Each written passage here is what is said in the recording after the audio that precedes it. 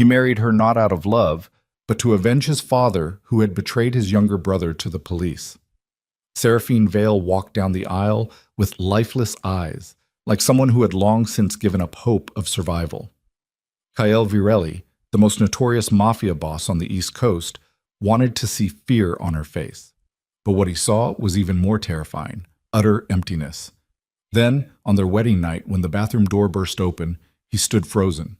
Her back was covered in scars. Not accidents, systematic torture.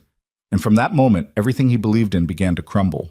Please leave a comment with the city you're watching in, so I know how far this story has come. And don't go anywhere, because this is just the beginning. The rain came down like punishment. It had been falling since 4 in the morning, sheeting across the cathedral's stone facade in thick diagonal waves that drowned the gutters and turned the cobblestones outside into shallow rivers.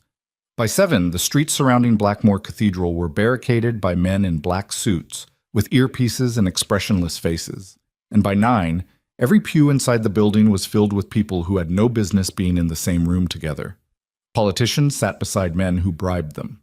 Prosecutors who had never won a case against the Virelli family sat 3 rows from Dominic Farah, Kael's chief enforcer, who had personally ensured they never would.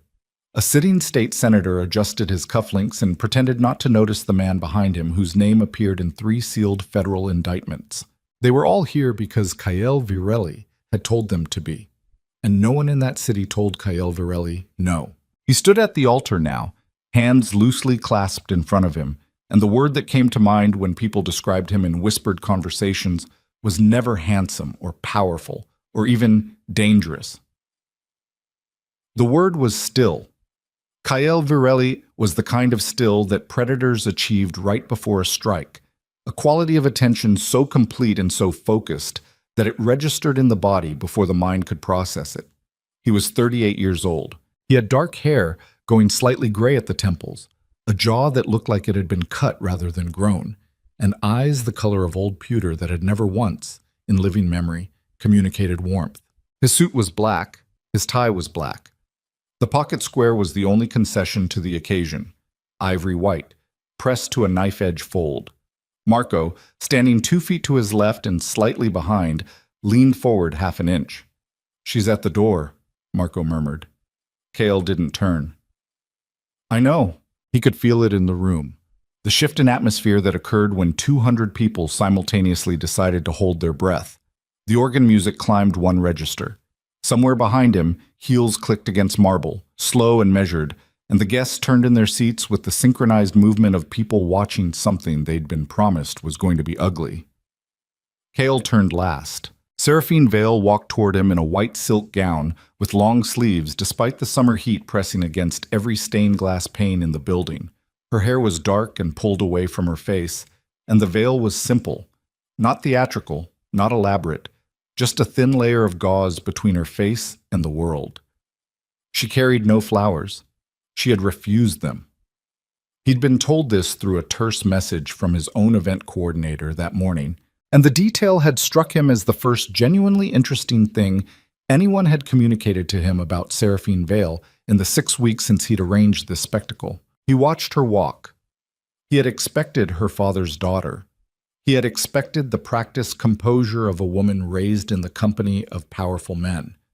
A particular brand of controlled grace that was essentially a performance of not needing anything from anyone. He had expected underneath that fear, the kind that lived in the jaw and the shoulders, the kind that people from comfortable lives wore when they suddenly understood what real exposure to men like Kael actually meant. What he saw instead was a woman who looked like she had already survived something far worse than him. Her face beneath the veil was still in a way that had nothing to do with composure. It was the stillness of total resource depletion.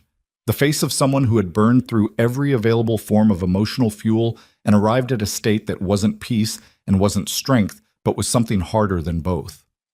Her eyes, dark and direct beneath the gauze, moved across the assembled crowd without acknowledgement, without calculation, without the flicker of recognition that most people couldn't suppress when scanning a room full of people who held their fate. She looked at the senators and the crime lords and the corrupt men her father had spent decades cultivating with the same flat attention she gave the marble floor. Then she looked at Kael. He had expected something from that moment. He'd planned it, in a way, not consciously, but in the part of himself that organized the world around the ledger of debts and repayments he'd been maintaining since he was 19 years old. This was the moment of completion. 6 years of work, of building, of patience so cold it had replaced most of what he remembered about being a person. He had expected to feel it land. What he felt instead was a specific kind of unease he couldn't immediately identify. She reached him. The officiant said whatever officiants say. Kael heard none of it. He was too busy watching her breathe, the shallow, controlled rise of her chest, the slight tightening at the corner of her mouth that wasn't quite expression, the way her hands remained perfectly steady when she should have been shaking.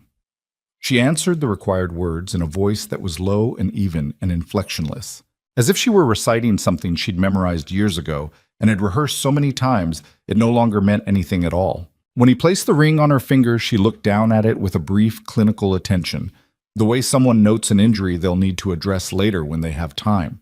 The kiss was a performance for the room. He knew it. She knew it. He kept it brief and impersonal, and when he pulled back and looked at her face, what he found was nothing.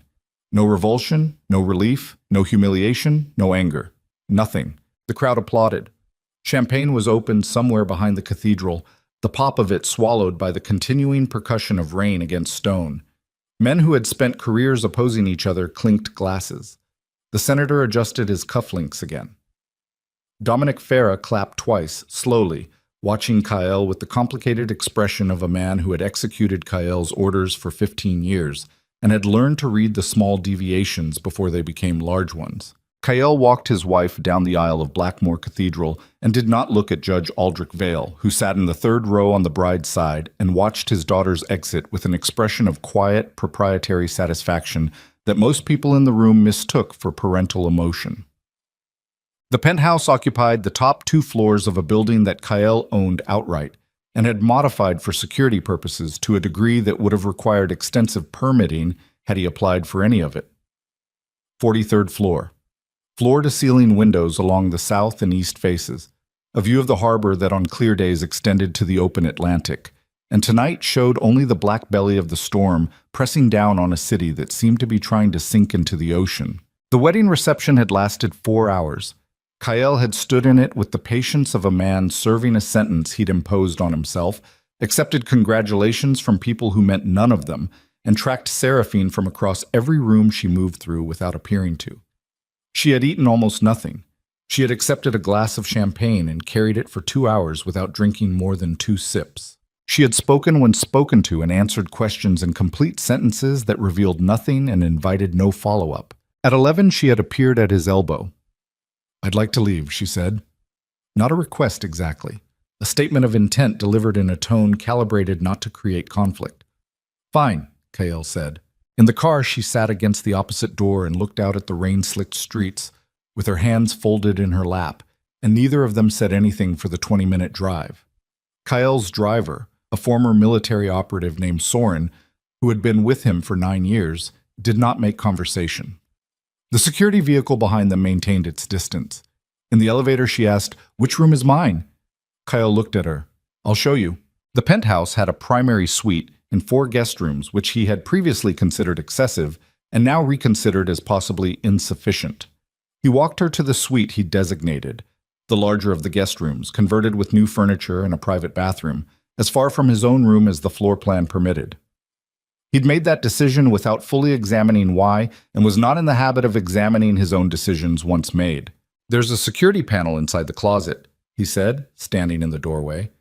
"The code is 7471. Don't open the front door for anyone who doesn't come through Soren first. There are 2 emergency contacts programmed into the phone on the nightstand." She looked at the room without entering it immediately. "Why are you telling me this?" "Because you're in my building now. What happens to you reflects on me." Something moved across her face, not quite amusement, not quite contempt, something in the territory between them. "Of course," she said. She went inside. He turned to leave.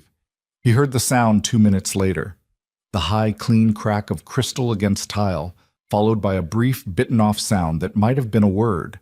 He stood outside the bathroom door. The instinct that had kept him alive through things that should have killed him cataloged the sound and identified it as accidental rather than distress. and the rational calculation he operated on said to keep walking. Instead, he knocked once, got no answer within 3 seconds, and pushed the door open. She had her back to him. She was in the process of changing, her dress partially unzipped, the long sleeves still covering her arms, the silk pooled at her waist. She had turned toward the sound of the door with a full-body flinch that she immediately suppressed, her hands going rigid at her sides, her chin lifting with the mechanical precision of someone executing a trained response. Her back was exposed from the base of her shoulder blades to the knot of fabric at her waist. Cale had seen violence in many of its forms and expressions. He had seen what it left behind on human bodies. He was not a man given to shock. It was a luxury he had rationalized out of himself years ago, along with several other responses that interfered with function. He stood very still in the doorway and looked at what 6, 7, 8 years of systematic abuse had recorded on the back of the woman he had married that afternoon to satisfy a debt she had no part in creating. The scars were not random. That was the thing that went through him first. That was the thing that would stay with him longest in the hours and days that followed. Random injuries told one story. The pattern on her back told another.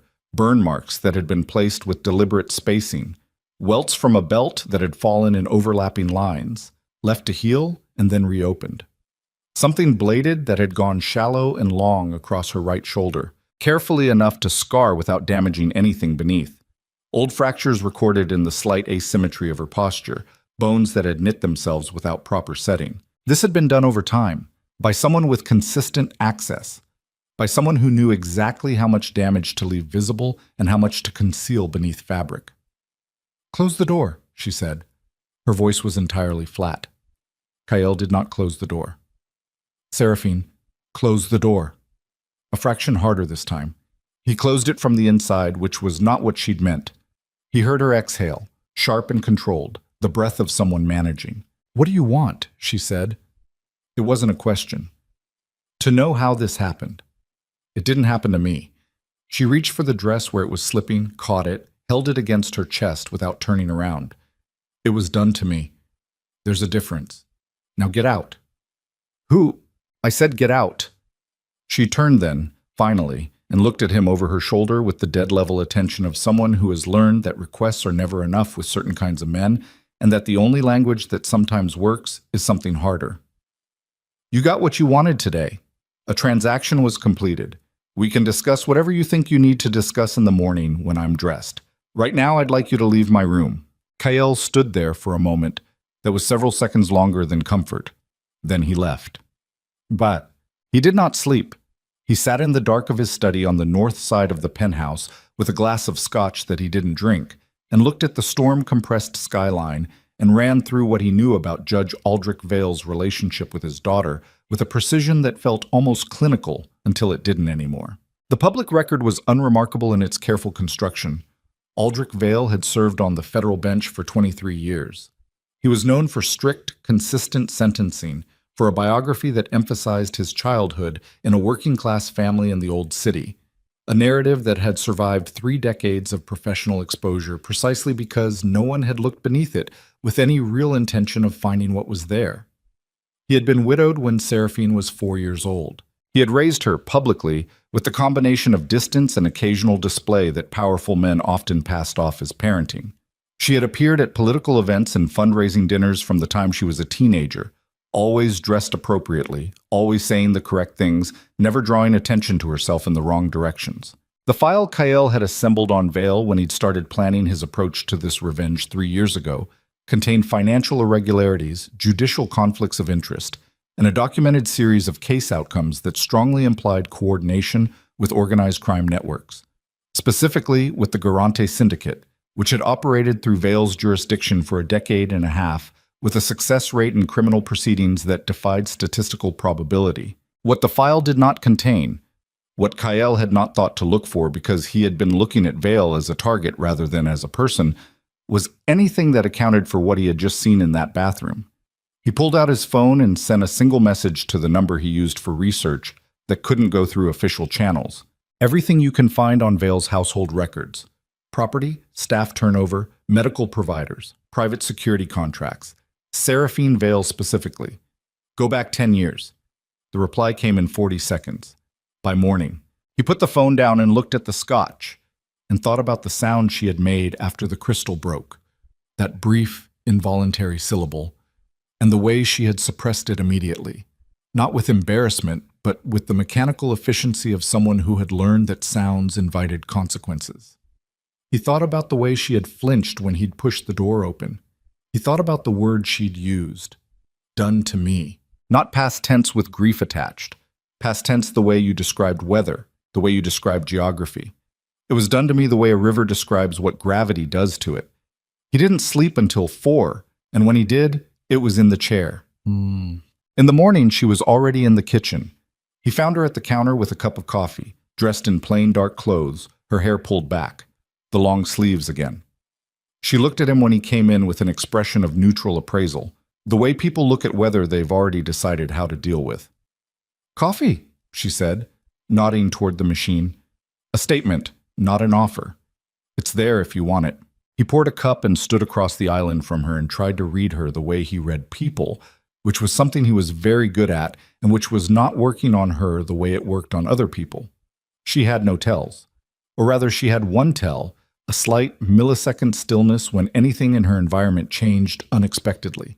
And he recognized it immediately as a survival adaptation rather than a social one. She had been trained by something worse than any interrogation to register threat before it arrived. "The file came in this morning," he said. Something shifted in her face. Too fast to name. "What file?" "I had research run on your father's household records going back 10 years. Medical histories, staff turnover." She set the coffee cup down with a deliberate, even movement. "You had me investigated." "I had him investigated." Kael watched her. "You were incidental, but what came back wasn't." A silence opened between them that had weight to it. 3 household staff in 7 years, he said. All women, all from placement agencies Vale had financial relationships with. All with signed NDAs as a condition of employment. Your personal physician for the years between age 14 and 22 was Vale's personal physician, a man who has since had his license revoked in 2 states for falsifying records. You had 6 documented emergency room visits in that period. 5 listed cause of injury as domestic accidents. And the 6th? Her voice was entirely level. Listed as a fall. Kael paused. From a 2nd-floor window. She picked up the coffee cup again. Drank. Set it down. "What do you want from this conversation?" she said. "I want to understand what I married." Something crossed her face that he couldn't entirely name. Not anger, not pain. Something more comprehensive than either. She looked at him across the kitchen island with those dark, resource-depleted eyes and said, "You married a tool your enemy pointed at you. That's what you wanted. That's what you got. Don't complicate it now because your conscience woke up late." "I don't have a conscience," he said. "Good," she said. "Then we understand each other." She took her coffee and left the kitchen. He stood there for a moment, looking at the countertop where her cup had been, and felt something moving in him that he had spent a very long time building walls against. It wasn't sympathy. Sympathy was useless, and he had no patience for it. It was something more structural, a reorientation of understanding, the way a map changes when a new survey reveals that the road you thought went one direction actually ends in a cliff. He had married Seraphine Vale to hurt her father. Her father had already spent a decade doing things to her that Kael would have considered excessive even by the standards of men who used pain as a professional instrument. He stood in the kitchen and reconsidered, with the cold and systematic attention he applied to problems that required new approaches, everything he thought he knew about what he was doing here. Debts. The first week was a negotiation conducted entirely without words. She moved through his penthouse like someone mapping a territory for escape routes, quietly, methodically, without apparent urgency. He caught her twice in the first 3 days running her hands along window frames. Not nervously, calmly, the way an engineer assesses a structure. He watched her locate every camera, every entrance point, every position where a person could stand with a full line of sight to both exits. He watched her take the handle of the largest kitchen knife and weigh it briefly, with the same clinical attention she gave everything before returning it to the block. He said nothing. He understood what she was doing. He had done it himself in every new environment for the first 15 years of his adult life, and in some diminished form continued to do it now out of habit. On the fourth day, Marco came to the penthouse for a briefing and made the mistake of entering the study without announcing himself first. Seraphine, who had been reading in the chair nearest the door, was on her feet with her back to the far wall and one hand behind her before Marco had fully registered her presence. "Sorry," Marco said, putting both hands up with genuine alarm. "I didn't. Sorry." She lowered her hand slowly. "Don't do that again," she said. The flat calm of it was somehow more commanding than anger would have been. Marco looked at Kael. "Close the door on your way out," Kael said. "I'll come to you." Later in the corridor, Marco said, "She had something in her hand." "I know," Kael said. "Should we?" "No." Marco absorbed this. He had worked for Kael long enough to understand the weight of certain short answers. "Okay," he said. On the sixth night, Kael woke at 2 a.m. to a sound he couldn't immediately identify. Faint, rhythmic, positioned somewhere between his room and the main corridor. He moved to the door and opened it without making noise and stood in the hallway in the dark and listened. It was her breathing. She was sitting on the floor of the corridor outside her door with her back against the wall, knees drawn up, the small knife from the kitchen block resting across her thighs. Her eyes were open, and she was looking at nothing in particular with the focused non-attention of someone writing out something internal. Her chest rose and fell in the shallow, controlled pattern he was beginning to recognize as her default under stress. Every door in the corridor was closed. He knew, without checking, that she had checked the locks on all of them before sitting down. He should have gone back to his room. Instead, he walked down the corridor and sat down against the wall 6 feet from her, in the dark, and said nothing. She didn't look at him. Her hand closed slightly on the knife. Then after several seconds, she let the grip go back to loose. They sat in the corridor for 40 minutes. He said nothing. She said nothing. At some point, her breathing evened out, and the sharp attention quality left her posture. She stood, gathered the knife, and went back into her room and closed the door. He sat in the corridor for a few minutes longer. Then he went back to his room and lay in the dark and understood, with a clarity that felt like a problem rather than a resolution, that something about his original plan had already been irrevocably altered, and that the full extent of what he'd built his revenge on was nowhere near what he'd believed it to be. He needed to know everything. He pulled out his phone. His "Go deeper," he sent. Everything on Vale, every contract, every name, every property he's ever had access to, every person who spent significant time in that household. I want all of it. A pause. "This is going to get ugly," came the reply. "I know," Kael sent back. He put the phone on the nightstand and stared at the ceiling and waited for the morning and the information it would bring and the thing he already knew it was going to tell him, that the revenge he had spent 6 years constructing had been aimed at the wrong part of the wound entirely. Below the penthouse, 43 floors down, the city shuddered in the rain like something that had been holding its breath for a very long time and was finally starting to exhale. And somewhere in the harbor district, in a townhouse with security cameras and a private line to 3 sitting judges, Aldrich Vale poured himself a glass of brandy and smiled at the storm outside his window with the quiet satisfaction of a man who believed, completely and without doubt, that he still controlled every piece on the board. He had no idea what was coming for him, but it had already begun. The file arrived at 6:14 in the morning. Kael was already at his desk when his encrypted phone vibrated twice, the signal for high-volume delivery. And he opened the attached documents with the particular quality of attention he reserved for things he suspected were going to change the shape of something. He had been awake since 4.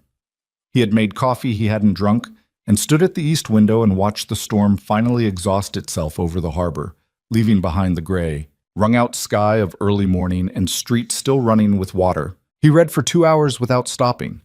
By the time he put the phone down, his coffee was cold, and the gray outside had warmed to a flat, colorless dawn, and Kyle Varelli, who had not experienced anything he would have called shock since he was 22 years old, sat very still at his desk with his hands flat on the surface and breathed through what the documents had done to his understanding of the last 6 years.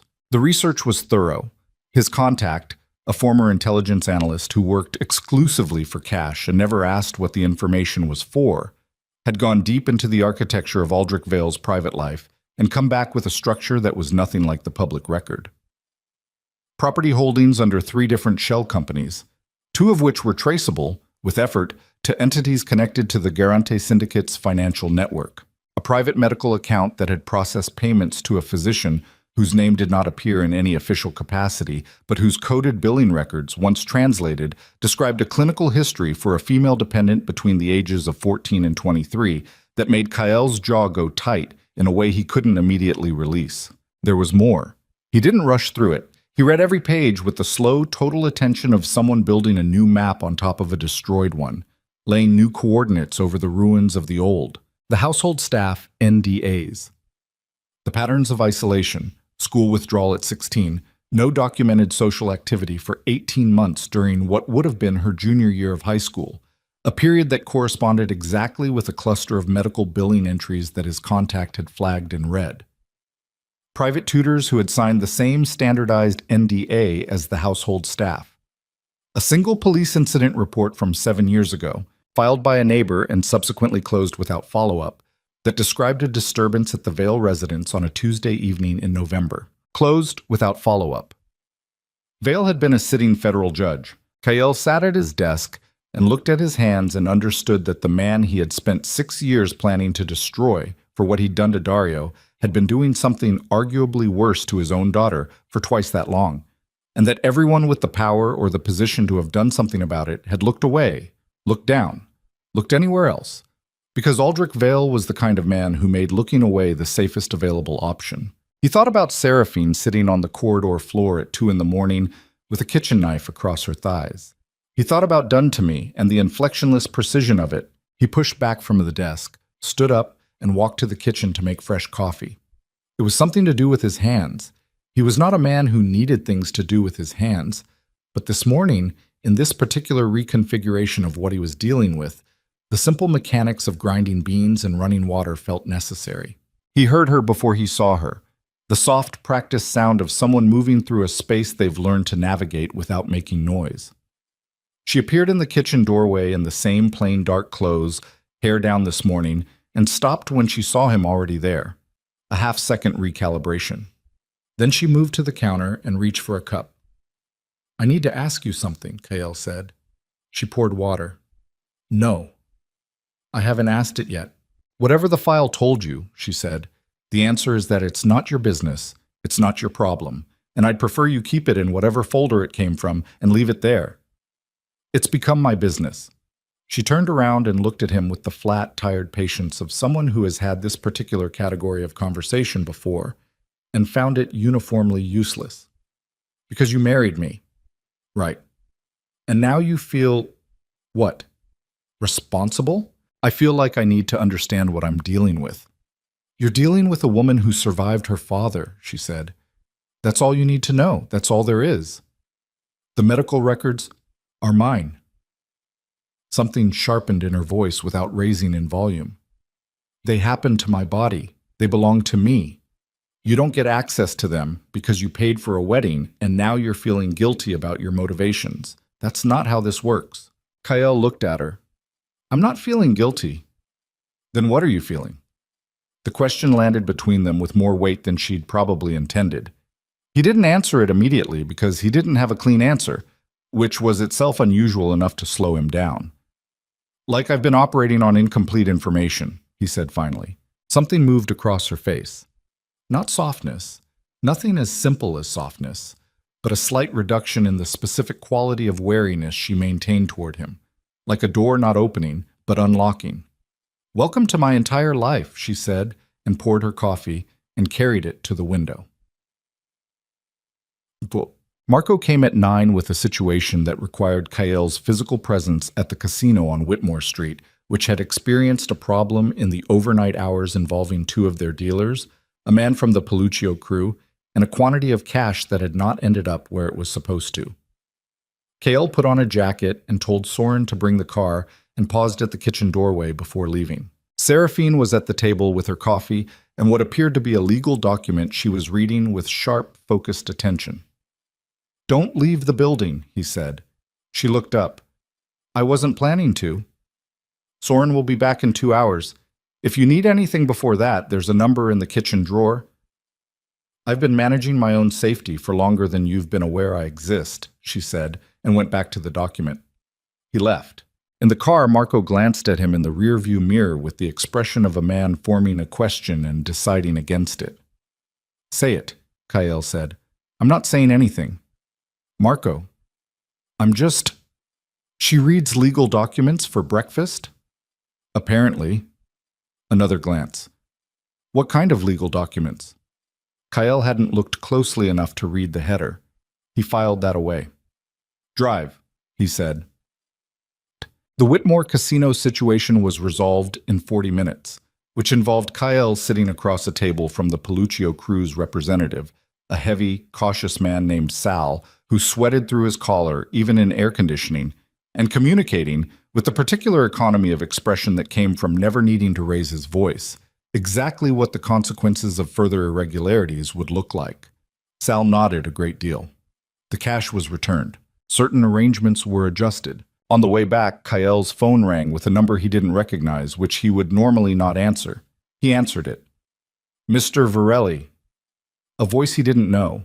Male, controlled, with the specific texture of someone accustomed to being listened to. My name isn't important. What's important is that you've recently made an acquisition that belongs to a larger set of interests than you currently understand. It would be in everyone's benefit if you thought of her as temporary. Kael was quiet for a moment. Outside the car window, the post-storm city moved past in gray and wet. Say that again, he said. Your new wife. The arrangement you believe you've made with Aldrich Vale exists inside a framework that... I heard what you said the first time. Kael's voice did not change in temperature or cadence. I wanted you to say it again so you'd have time to think about whether that was a good idea. A pause. This isn't a threat, Mr. Varelli. It's information. It's a mistake, Kael said, and ended the call.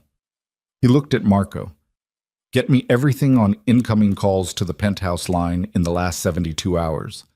And I want a full review of the perimeter on Vale's known associates. Anyone who had access to our wedding guest list. Private security firms, catering, venue staff.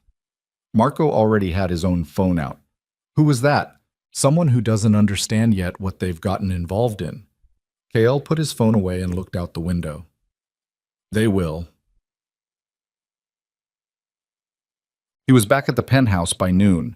Seraphine was not in the kitchen or the living area. He found her in the study. His study, standing at the bookshelf on the west wall with her back to the door, running her finger along the spines of a row of books. She stopped when she heard him enter, but didn't turn immediately, which he noted. It was not the freeze of someone caught doing something wrong. It was a person finishing a thought before they re-engaged with the external world. I moved your files, she said, still not turning. I put them in the left drawer.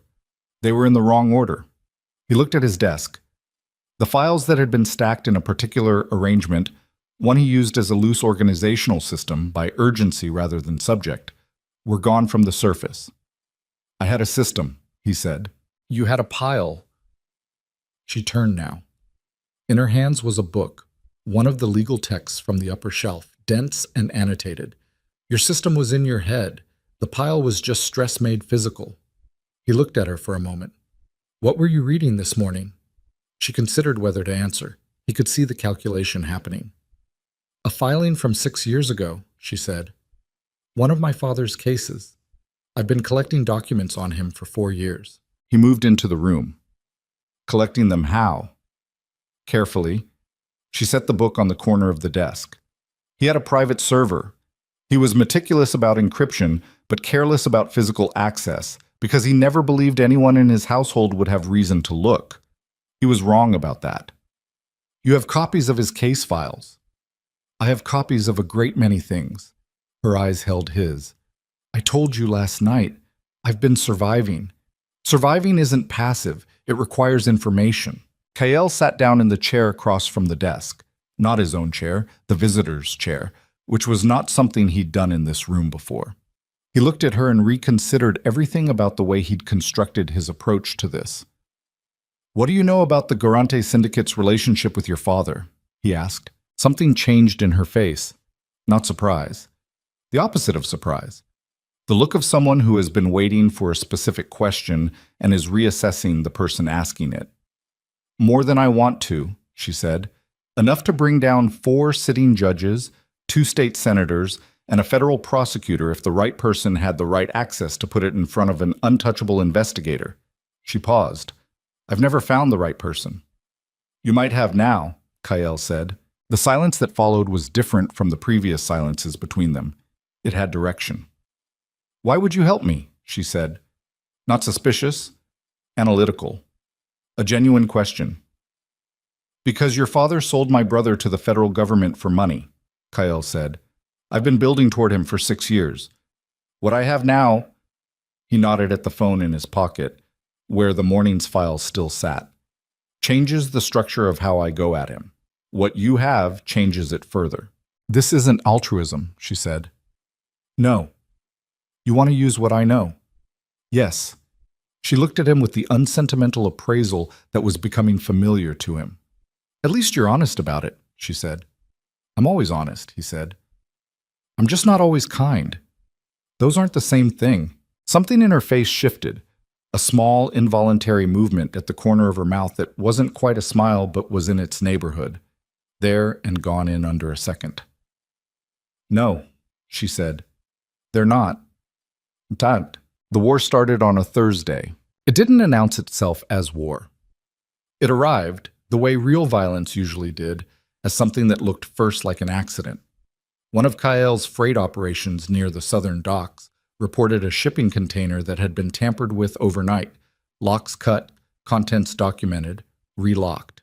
Nothing taken. A message in the form of demonstrated access.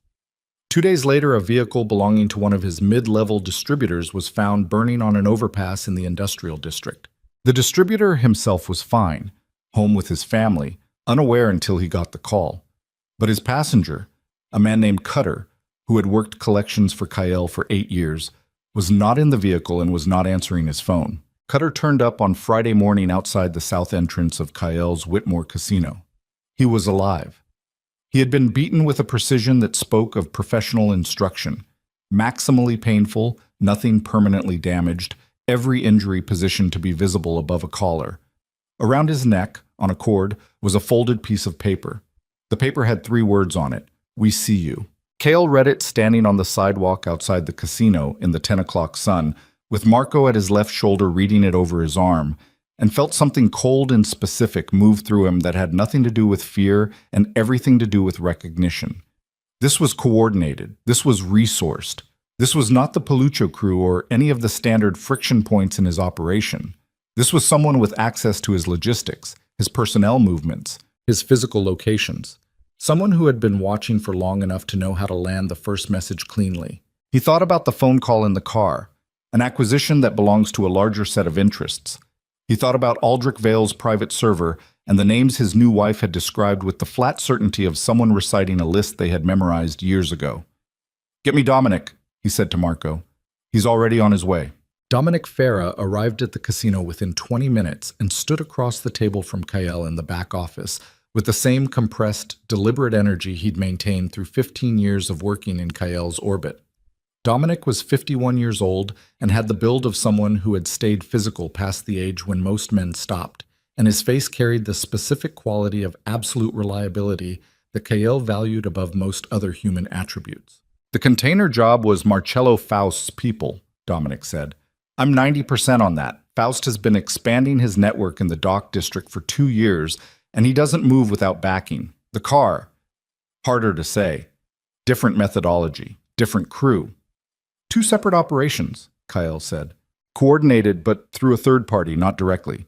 Dominic set a photograph on the table. "This came through one of our contacts in the Port Authority, taken 6 days ago."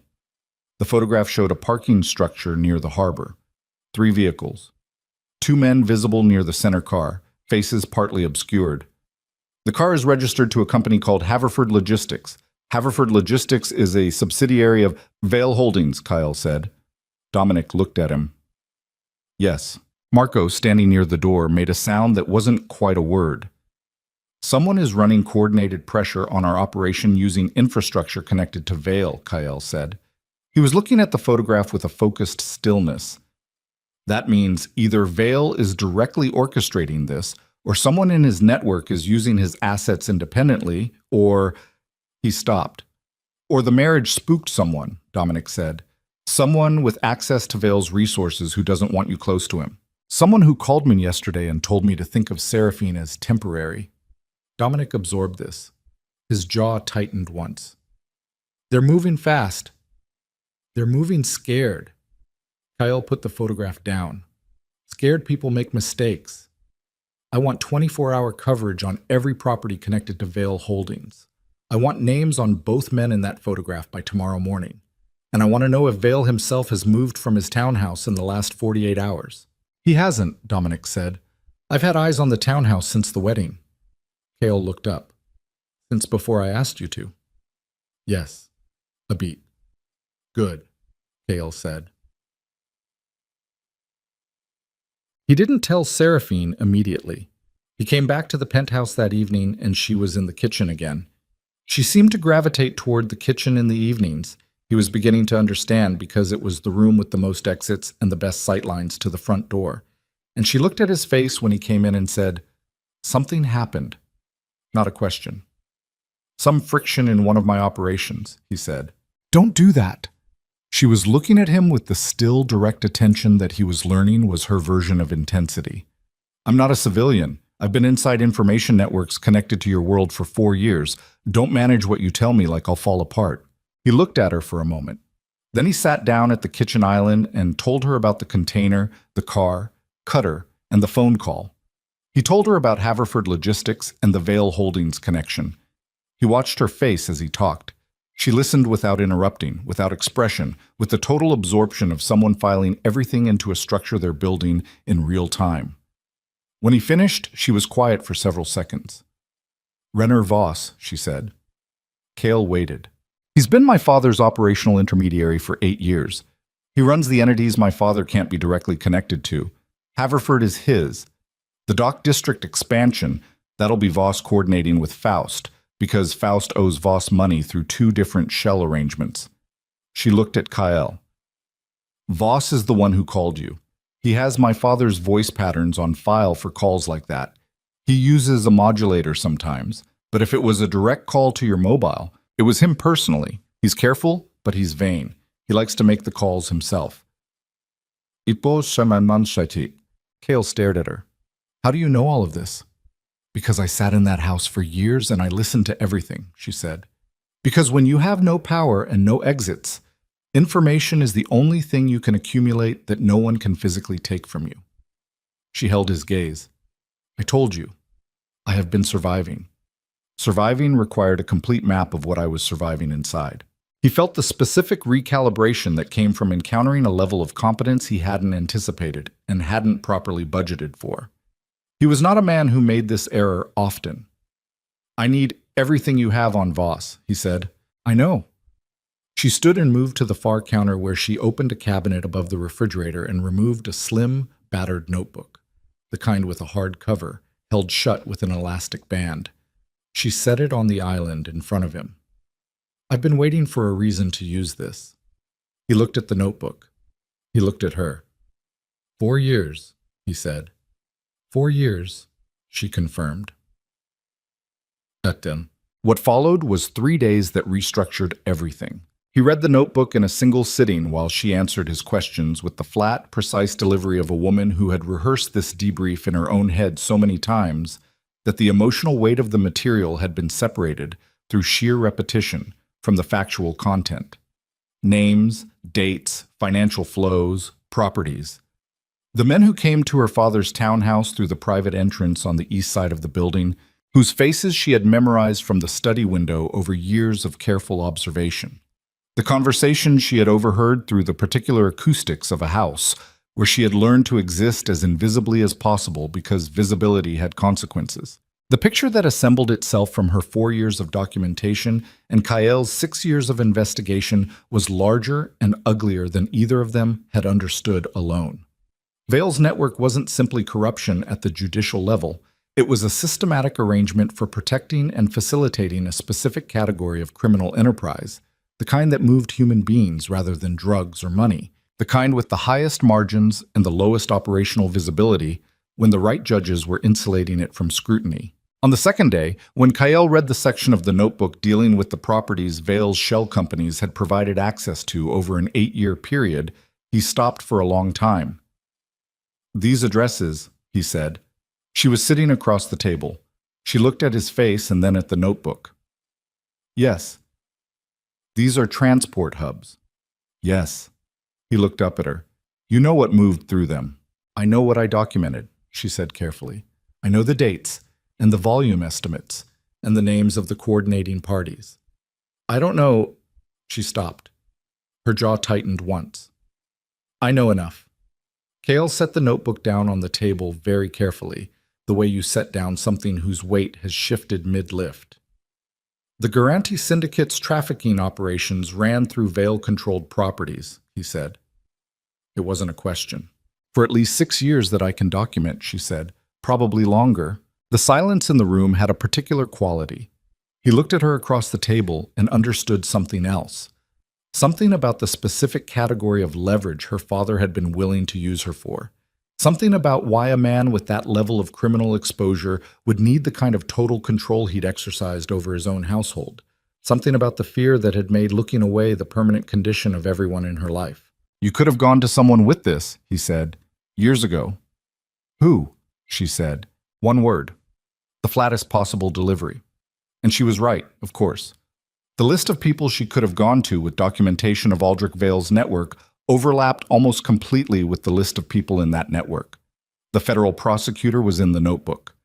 2 of the judges who might have heard any case against Vale were in the notebook. The senator who chaired the oversight committee that might have investigated was in the notebook. "Me," he said. She looked at him. "I didn't know you." "You could have found me." "And told you what? That I had documentation connecting your enemy to a criminal enterprise? You would have used the information and left me where I was. I wasn't useful to you until I was married to you. That's the only reason we're having this conversation." He didn't argue with it. It was accurate. "It's not the only reason now," he said. She studied his face with the unsentimental attention he was coming to understand was simply how she processed the world, stripping everything back to its structural elements, refusing the comforting interpretations, operating only on what she could verify. "Maybe not," she said finally. "But I'm not counting on that." "Count on it," he said. She looked at him for a moment longer. Then she reached across the table and turned to the next page of the notebook. It was Dominic who brought the intelligence that changed the temperature of everything. He arrived at the penthouse on the 3rd evening unannounced, which he had not done in 3 years, and the fact of it communicated the weight of what he was carrying before he opened his mouth. Kyle met him in the corridor and read his face and said, "Living room," and Dominic followed him in and stood just inside the doorway in a way that indicated he wasn't planning on sitting down. Seraphine was at the far end of the room. She made to leave. "Stay," Kale said. She stayed. Dominic looked at her, then at Kyle, then said, "The trafficking route that ran through Vale's properties. It didn't terminate where we thought. The endpoint wasn't export, it was domestic. A series of facilities in the metro region operating under medical and therapeutic licensing." He paused. 3 of those facilities used Vale's court as their primary judicial protection. Rulings on licensing disputes, on civil complaints, on a child welfare investigation that was filed in 2019 and closed in 2019 within 6 weeks without findings. Cale was still. "How many people are we talking about?" he said, still building the number. "But the facilities have been operational for at least 8 years, and the smallest of them had a licensed capacity of—" Dominic stopped, recalibrated. "It's a lot of people, Kyle." Something moved through the room that wasn't a sound, and wasn't a movement, but registered in the body, the same way a pressure change registers before a storm. He looked at Seraphine. Her face was absolutely still. Not the stillness of shock, but the stillness of confirmation. She had known this, or something like it. It had been somewhere in the architecture of what she'd been living inside, a fact too large and too close to fully see, but impossible to not be aware of. "There's more," Dominic said. "Say it." One of the men in the photograph from the Port Authority. "We got a name." Dominic set a folder on the table between them. He's former military, works private security contracting. He's been connected to Voss's operation for 4 years. He looked at Kyle directly. His last 3 contracts were all connected to the same network, and his current assignment, according to our source at the contracting firm, Kale opened the folder. Inside was a surveillance photograph, a name, and an assignment sheet. The assignment was protection detail. The principal was Seraphine Vale. The client was her father.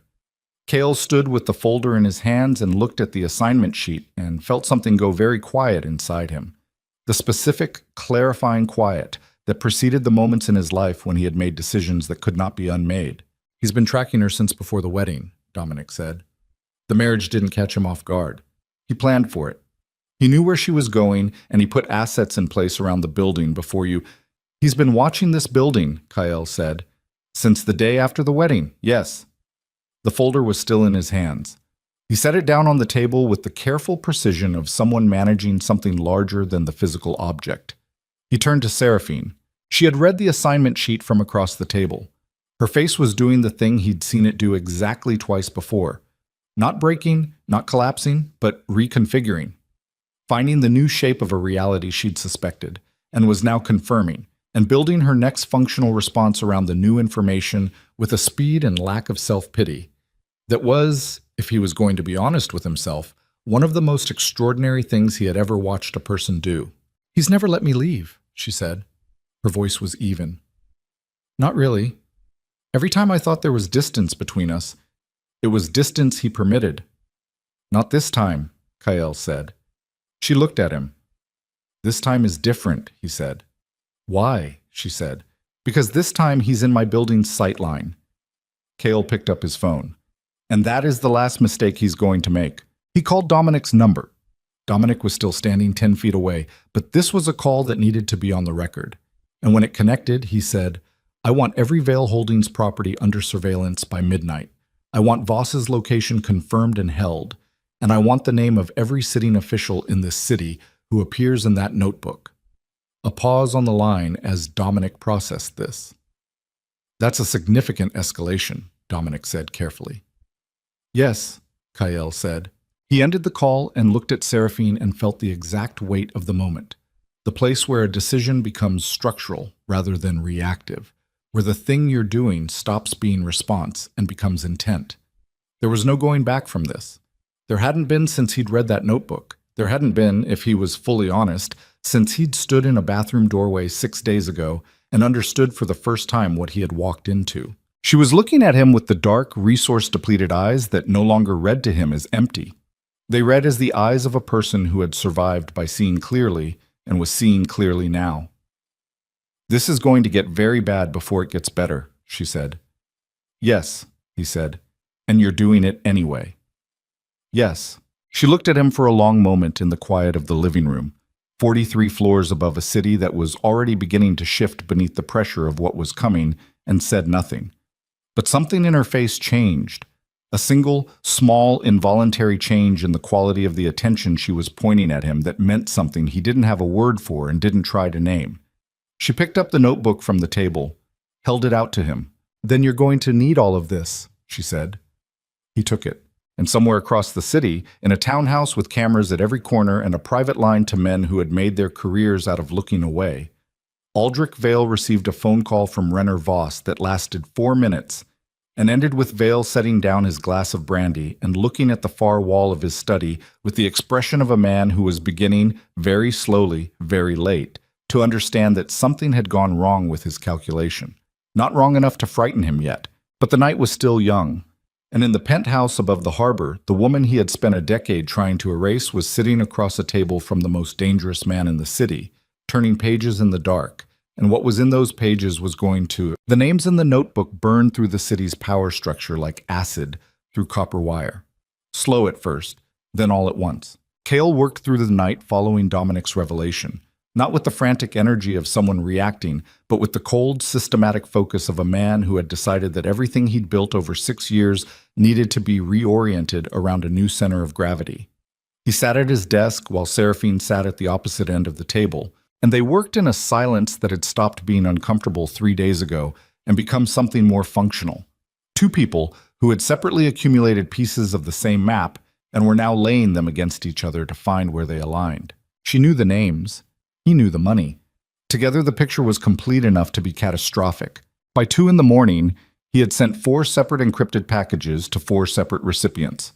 A journalist embedded in the federal court system who owed Kyle a debt that had nothing to do with money, a forensic accountant whose work had dismantled 2 previous criminal networks and who asked no questions about sourcing, a contact inside the state attorney general's office who had survived this long precisely because she had never been entirely corruptible, and a former federal investigator now in private practice whose name appeared nowhere in Vale's network and whose reputation for thoroughness was the kind that made people in positions of protected corruption genuinely afraid. He didn't tell Seraphine who he'd sent the packages to. She didn't ask. She understood, he was learning, that operational security was not secrecy between them, but a structural principle. The fewer nodes in a network that held complete information, the fewer points of failure. She had been operating on this principle alone for 4 years. Working with someone else required only minimal adjustment. At 3, she fell asleep in the chair. He noticed because the quality of the room changed. The particular quality of alertness she maintained while awake had a texture to it that he'd become attuned to without intending to. And when it went absent, it left a different kind of quiet. He looked at her across the table. Her head had dropped to one side against the chair back, her arms crossed over her chest in a posture that was, even in sleep, faintly defensive, and her face without its waking vigilance was younger. Not softer, just younger. The lines of exhaustion were still there, but the specific, constant calculation that animated her features while she was conscious had gone briefly offline, and what remained was the face of a person who had been carrying something very heavy for a very long time.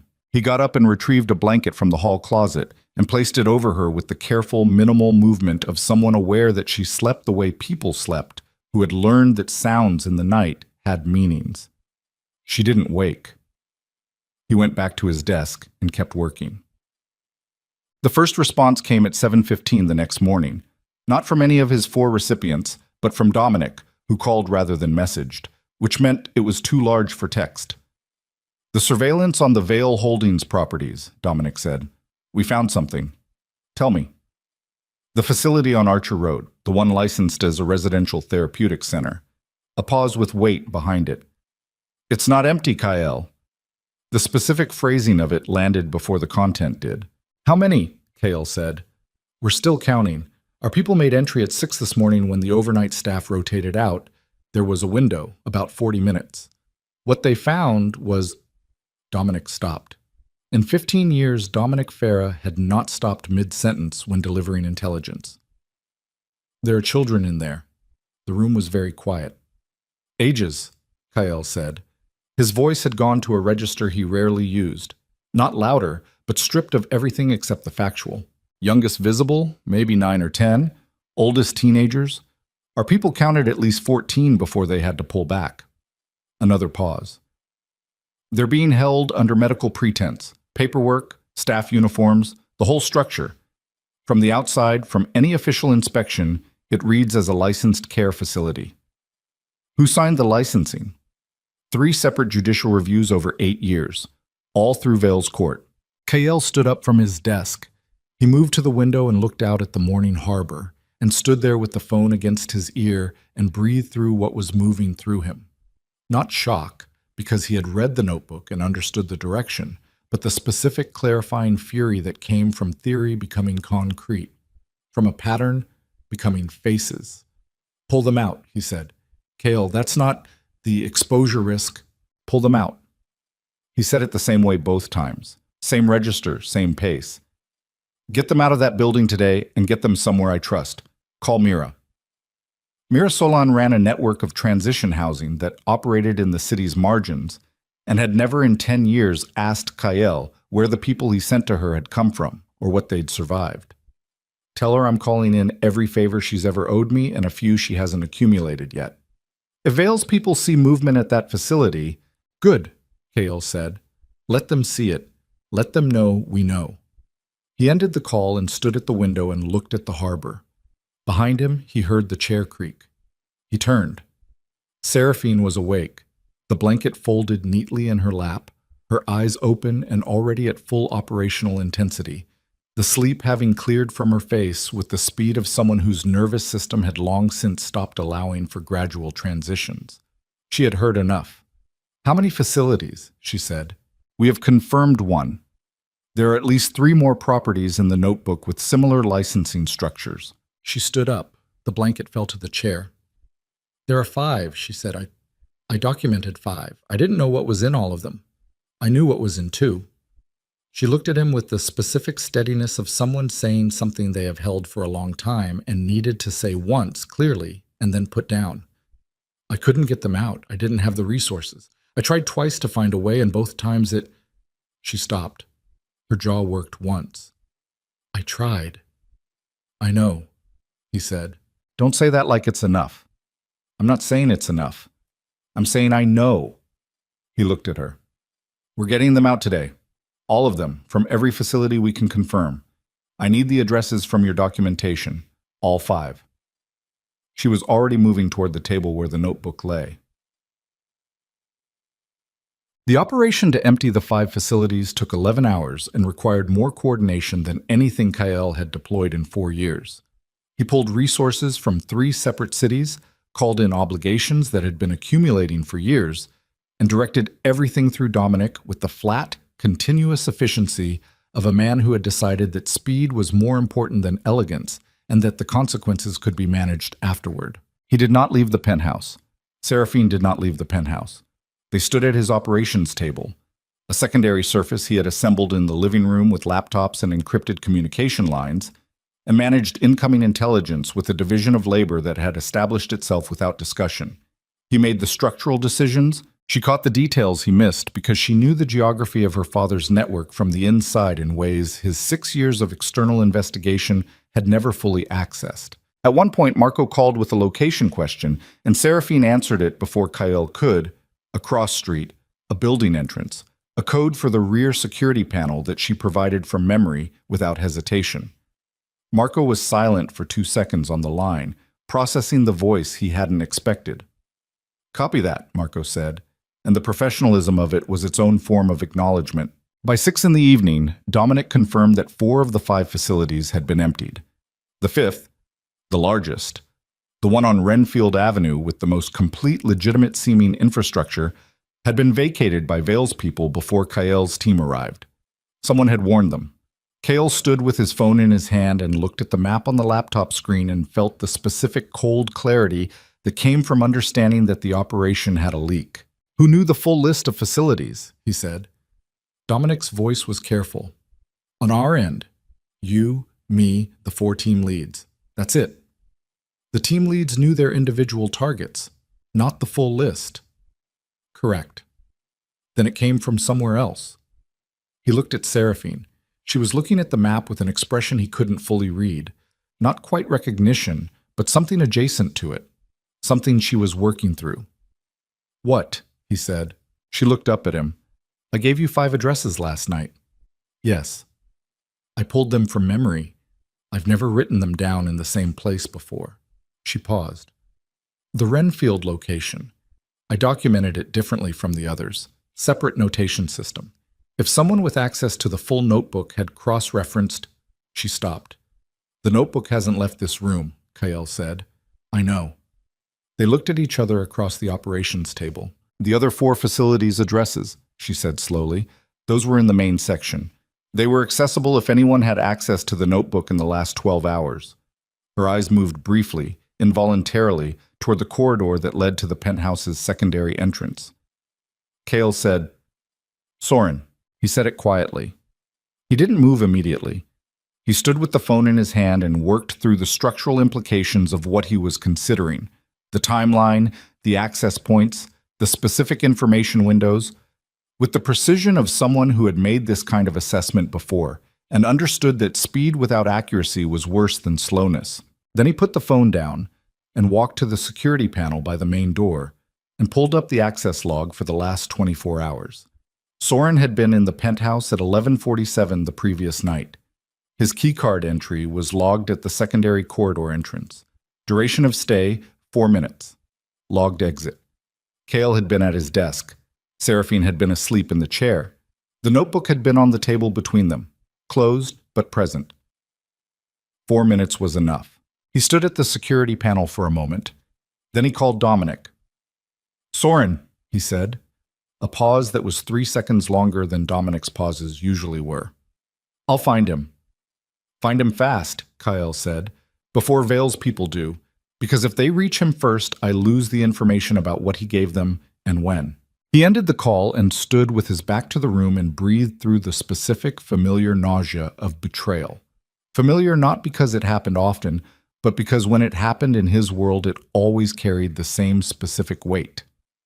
Not surprise, not hurt, exactly. Something more corrosive, the retroactive contamination of trust, the way it moved backward through time and recolored every interaction you'd had with the person in its new and accurate light. 9 years. Soren had been with him for 9 years. He turned around. Seraphine was watching him from across the room with the steady, unsparing attention that was simply how she saw the world. She didn't offer comfort, and she didn't offer analysis. She just looked at him with the full, direct presence of someone who understood exactly what this moment cost. "I'm sorry," she said. 2 words, flat and genuine, with none of the performance that apologies usually carried. "Don't be," he said. "It's information. It's more than that." "Yes," he said, "but right now it's information first." Soren was found at 10 that night in a parking structure 2 miles from the penthouse. He was alive. He was, when Dominic's people brought him to the secondary location Kyle used for conversations that couldn't happen in the penthouse, in the condition of someone who had made a decision and was prepared to account for it. Not the defensive, scrambling affect of someone caught, but the compressed, over-controlled demeanor of someone who had been afraid for a long time and had finally done the thing the fear had been building toward. Kyle sat across from him at a bare table in a room with cement walls and one overhead light and looked at the man who had driven him for 9 years and felt, underneath the cold, analytical attention he was deploying, a specific dull ache that he recognized as grief and set aside. "Who approached you?" Kyle said. Soren looked at the table. "Voss." "When?" 8 weeks ago." He looked up. "Before the wedding." "What did they offer you?" "My brother's debt." Soren's jaw was tight. He borrowed money from Garant's lending arm 6 years ago. The interest doubled twice. It was going to kill him. They were going to... What did they ask for? Soren was quiet for a moment. Access logs, movement schedules, nothing that felt... He stopped himself. Something crossed his face that was not quite shame and not quite defiance. The notebook was different. I didn't know what was in it until I saw the addresses. I recognized one of them. "Renfield," Kale said. "My niece." Soren's voice broke on the second word, and he reassembled it immediately, with visible effort. "She went missing 14 months ago, filed as a runaway. I recognized the address from a description she gave me once in a phone call before..." He stopped again. His hands on the table were very still. "I didn't know what to do with it. Voss's people said they'd find her if I kept cooperating. They said she was fine. They said..." "She's out," Kyle said. Soren looked up. "The facility was emptied today. If she was in there, she's out." Kyle looked at him with the flat, unflinching attention that was simply how he occupied a room. "Whether she's actually fine is something I can't tell you yet. But she's not in that building." Something happened in Soren's face that was too large and too private to observe directly. Kale looked at the table for a moment and let it happen. Then he said, "What else did you give them?" And Soren told him. All of it. With the specific, complete transparency of someone who has been holding a weight that was always too heavy and has finally been given permission to set it down.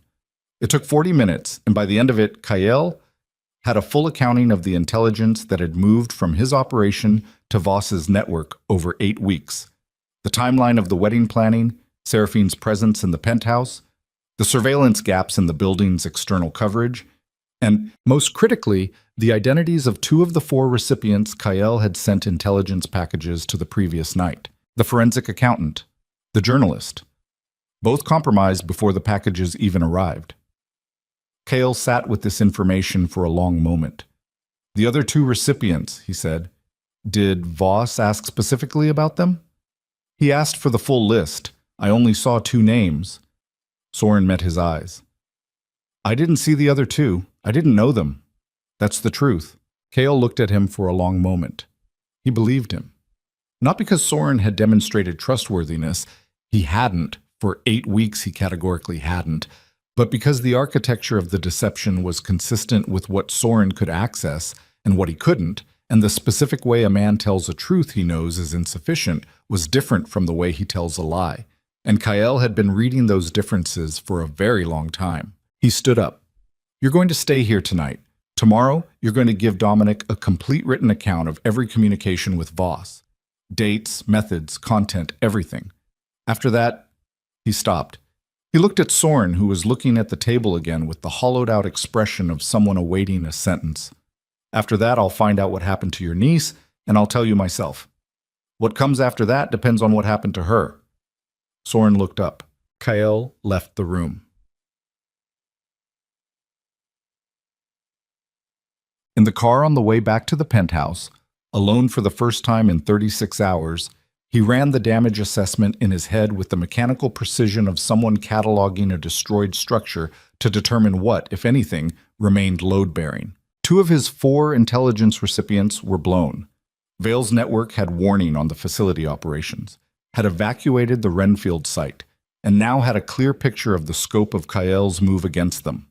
Voss would be in communication with Vale within hours if he wasn't already.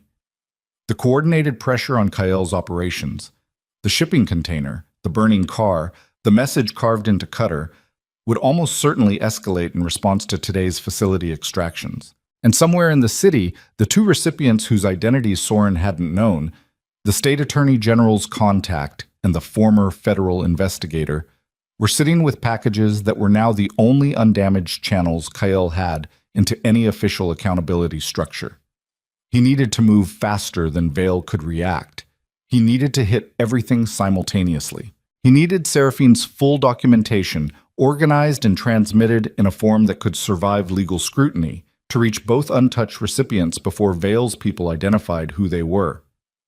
He was on the phone with her before the car reached the building. The packages I sent last night, he said. 2 of the 4 recipients are compromised. A beat. Which 2?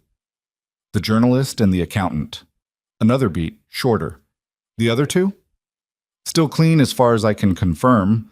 Then we have hours, she said, not days.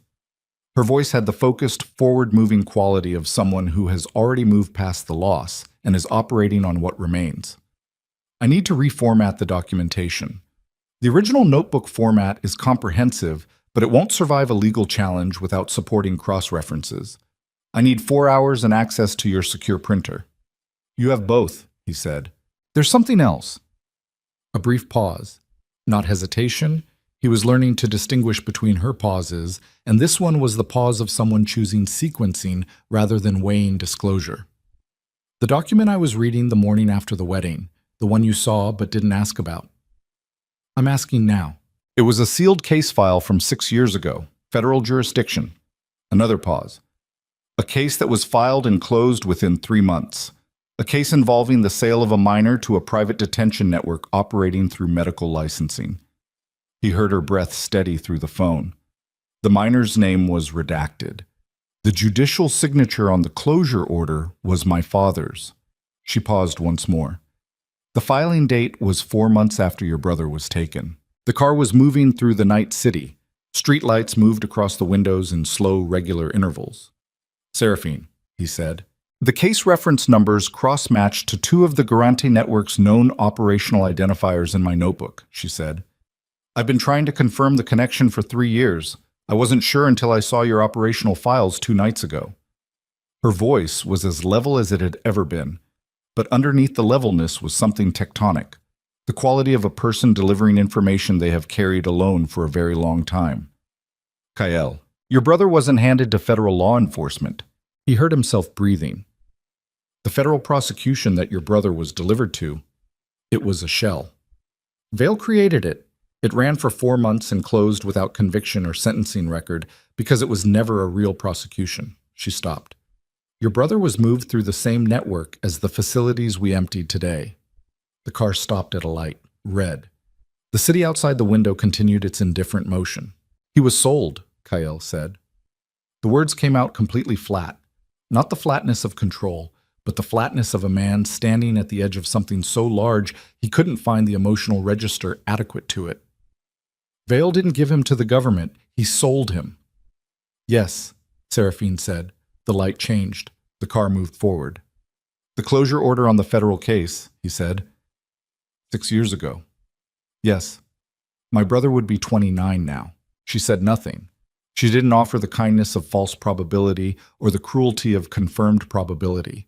She let the silence hold the space that was his to occupy. He sat in the back of the car and looked at the city moving past the window and felt the full, restructuring weight of what 6 years of his life had been built on.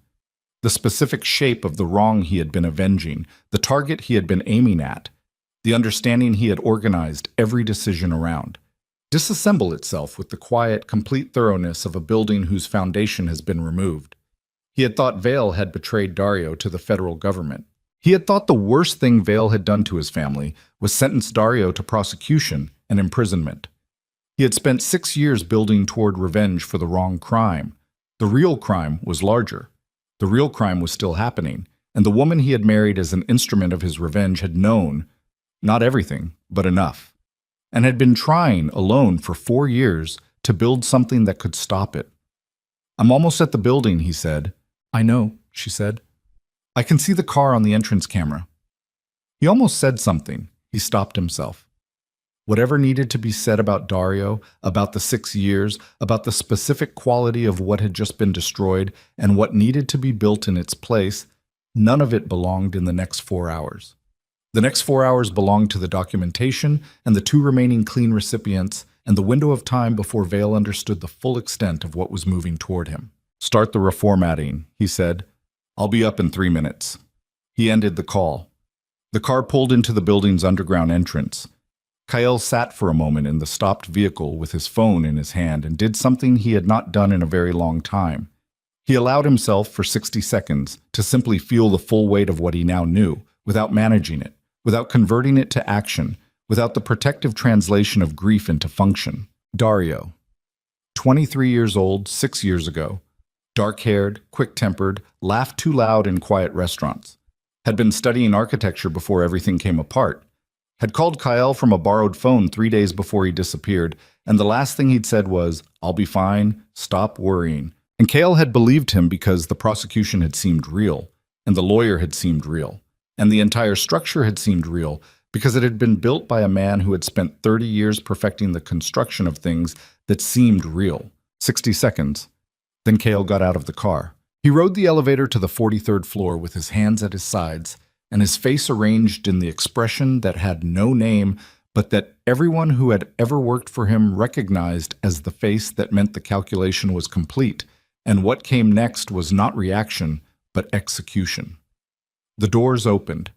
He walked to the penthouse and entered with his keycard, and found Seraphine at the operations table with the notebook open and her laptop running and a yellow legal pad covered in a dense, organized hand. She looked up at him when he came in.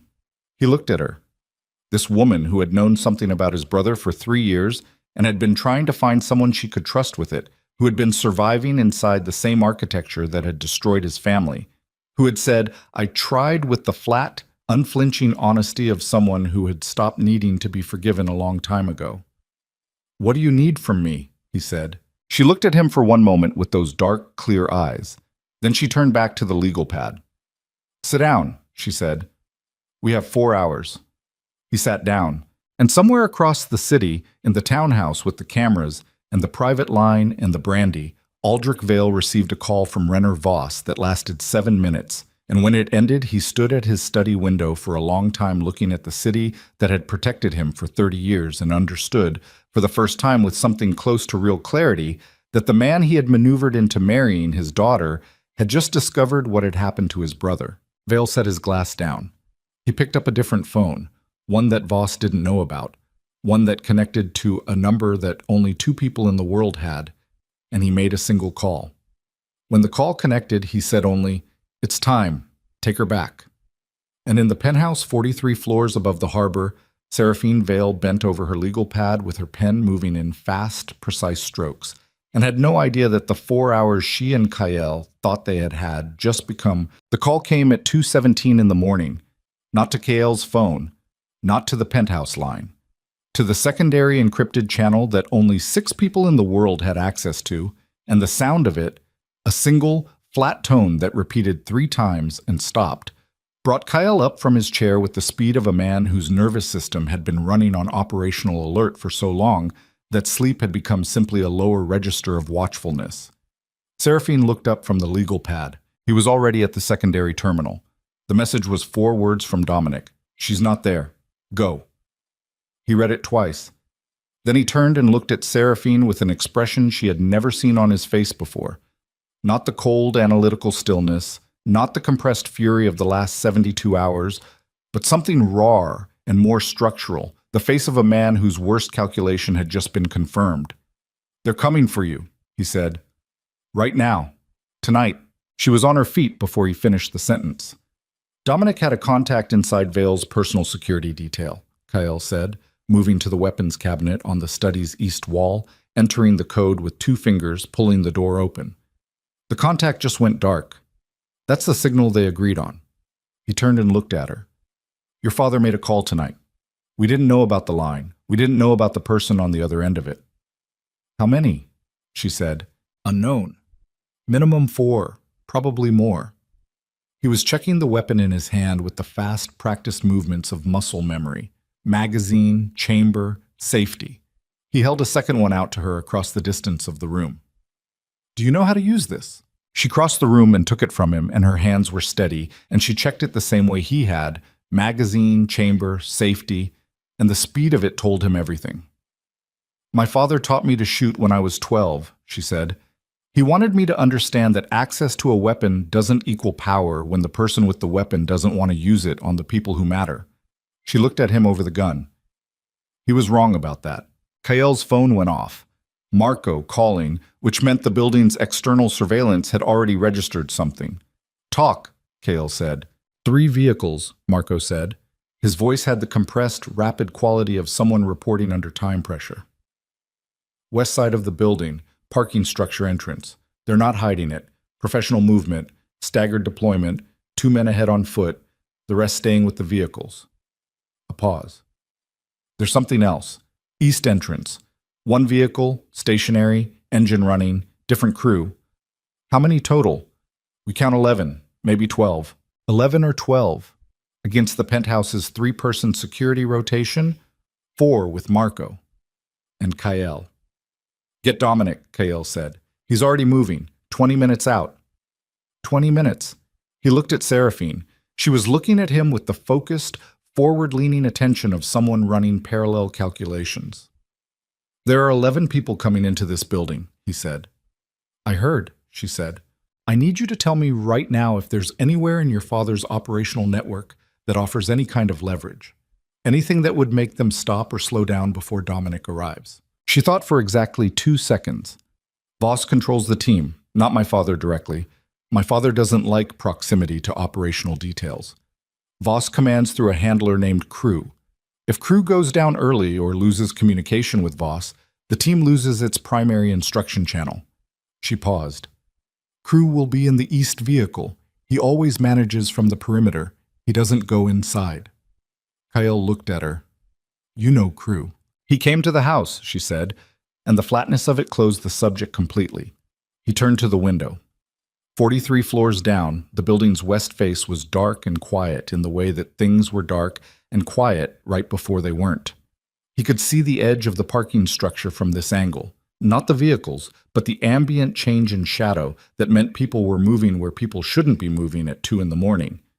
"Wake Soren," he said. A pause from Marco on the phone. He knows this building. He knows their methodology. Wake him and put him on the monitoring station." He paused. "His niece is confirmed out. Tell him that first, then wake him." They hit the lobby at 2:31. Kael knew it from the way the building's internal alert system changed frequency. A sound most people would have missed entirely, a single additional tone in the ambient security hum that the penthouse's modified panel translated into a scrolling red indicator at the bottom of the monitoring screen. He was watching the screen. Seraphine was beside him, close enough that he could feel the heat coming off her arm. "Lobby breach," he said. Stairwell or elevator, she said. Both. He turned from the screen. They'll take the elevators to 38 and come up the stairs from there. Standard approach for a high-floor target. Avoid the camera blind spots in the upper elevator shafts. He looked at her. Come with me. They moved through the penthouse together. Not running, not yet, but fast and low, and with a specific economical movement of people who have already made peace with the next 10 minutes being the worst 10 minutes available. He took the north corridor, she took his left shoulder, and they reached the secondary stairwell door. The maintenance access, the one that didn't appear on the building's standard fire plan, and he pushed it open and they went through into the dim, concrete smell of the service stairs. He had prepared this 2 years ago for a threat that never materialized.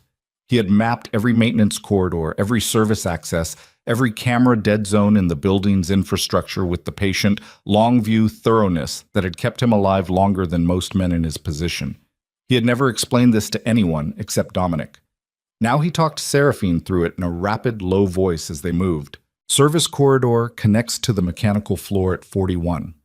From 41, there's a maintenance ladder to the roof access panel. If the lobby breach escalates past containment, the roof is the secondary position. There's a hard line up there connected directly to Dominic's channel. He paused at the landing, listening. Below them, the stairwell was silent.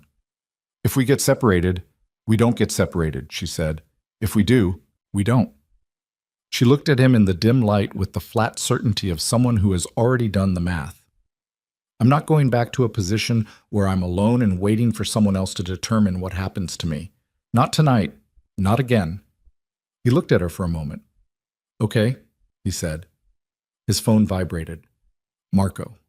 He answered it with the phone pressed tight to his ear, volume low. They're at 38, Marco said. 4 in the stairwell, 3 in the east elevator. The east elevator's rigged. They've bypassed the floor stop. It's coming straight to 43. Where are you? Corridor outside the penthouse entrance, me and Garrett.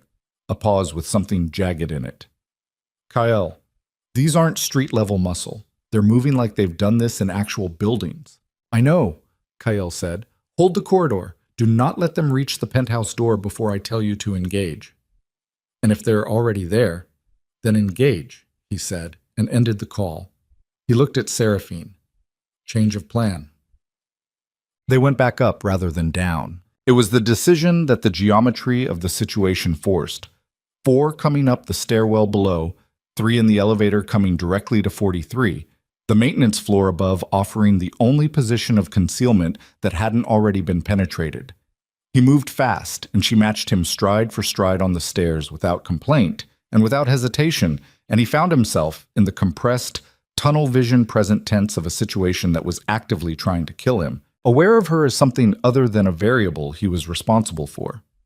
She moved like someone who had been waiting for the moment when the long, forced passivity of her life collapsed into something that required action, and the waiting was over, and she was here. They reached the maintenance floor at 41. He pushed through the fire door, and they entered the low, machinery-loud space of the building's mechanical level, the HVAC units, the elevator shafts, the water mains, and he moved left and she moved right by instinct, clearing angles, which was either trained behavior or the survival instinct of someone who had spent years doing the mental version of this in every room she entered. His phone went off again. Not Marco. Dominic. 12 minutes, Dominic said. I'm pushing. You have 12 minutes to be less than 12 minutes, Kael said. The east vehicle. Crew. Your wife was right. He's running the team by radio. I have a man on him, but I need your authorization to move before your containment window. Move, Kael said. He put the phone away and looked across the mechanical level at Seraphine, who was positioned behind one of the large HVAC housings with the gun at low ready and her back to solid steel, watching the fire door they'd come through. Her hair had come partly loose, and her face in the greenish industrial lighting had the high cheekbone, stripped-down quality of a person at full operational intensity. No wasted attention, no wasted movement, every resource available directed at the next 2 seconds. He thought about the corridor floor at 2 a.m, 6 days ago. Her sitting with a kitchen knife and her knees pulled up, writing out something internal. The distance between that and this was not the distance he would have predicted. The fire door burst open. 2 men came through fast and low, professional spacing, covering each other's entry, and both of them registered Kael's position at the same moment Kael registered theirs. And the next 4 seconds were the kind of 4 seconds that compressed into something that the body remembered long after the mind had processed them.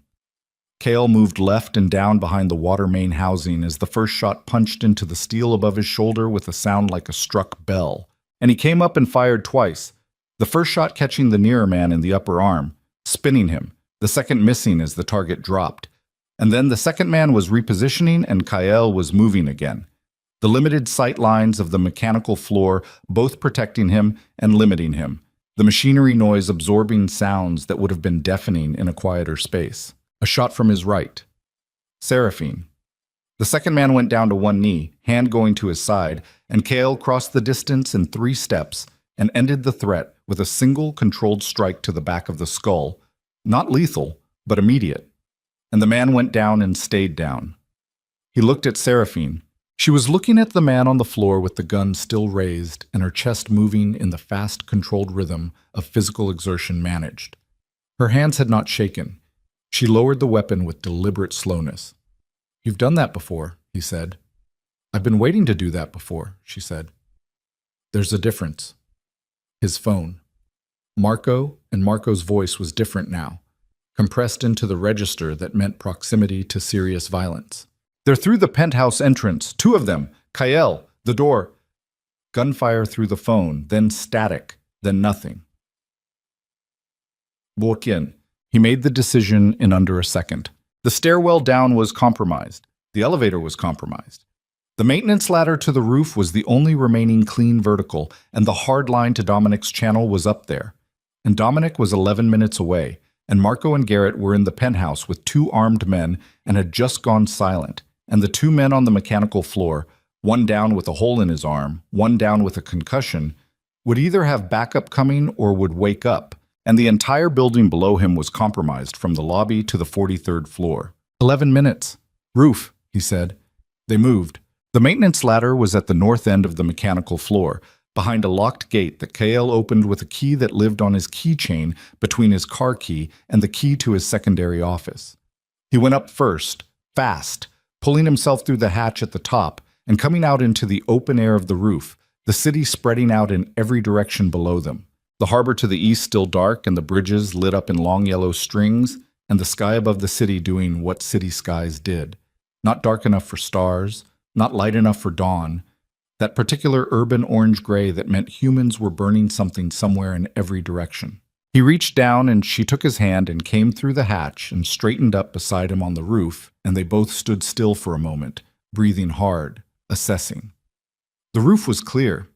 He moved to the north parapet where the hard line was housed in a weatherproof box bolted to the concrete. He pulled it open and grabbed the handset.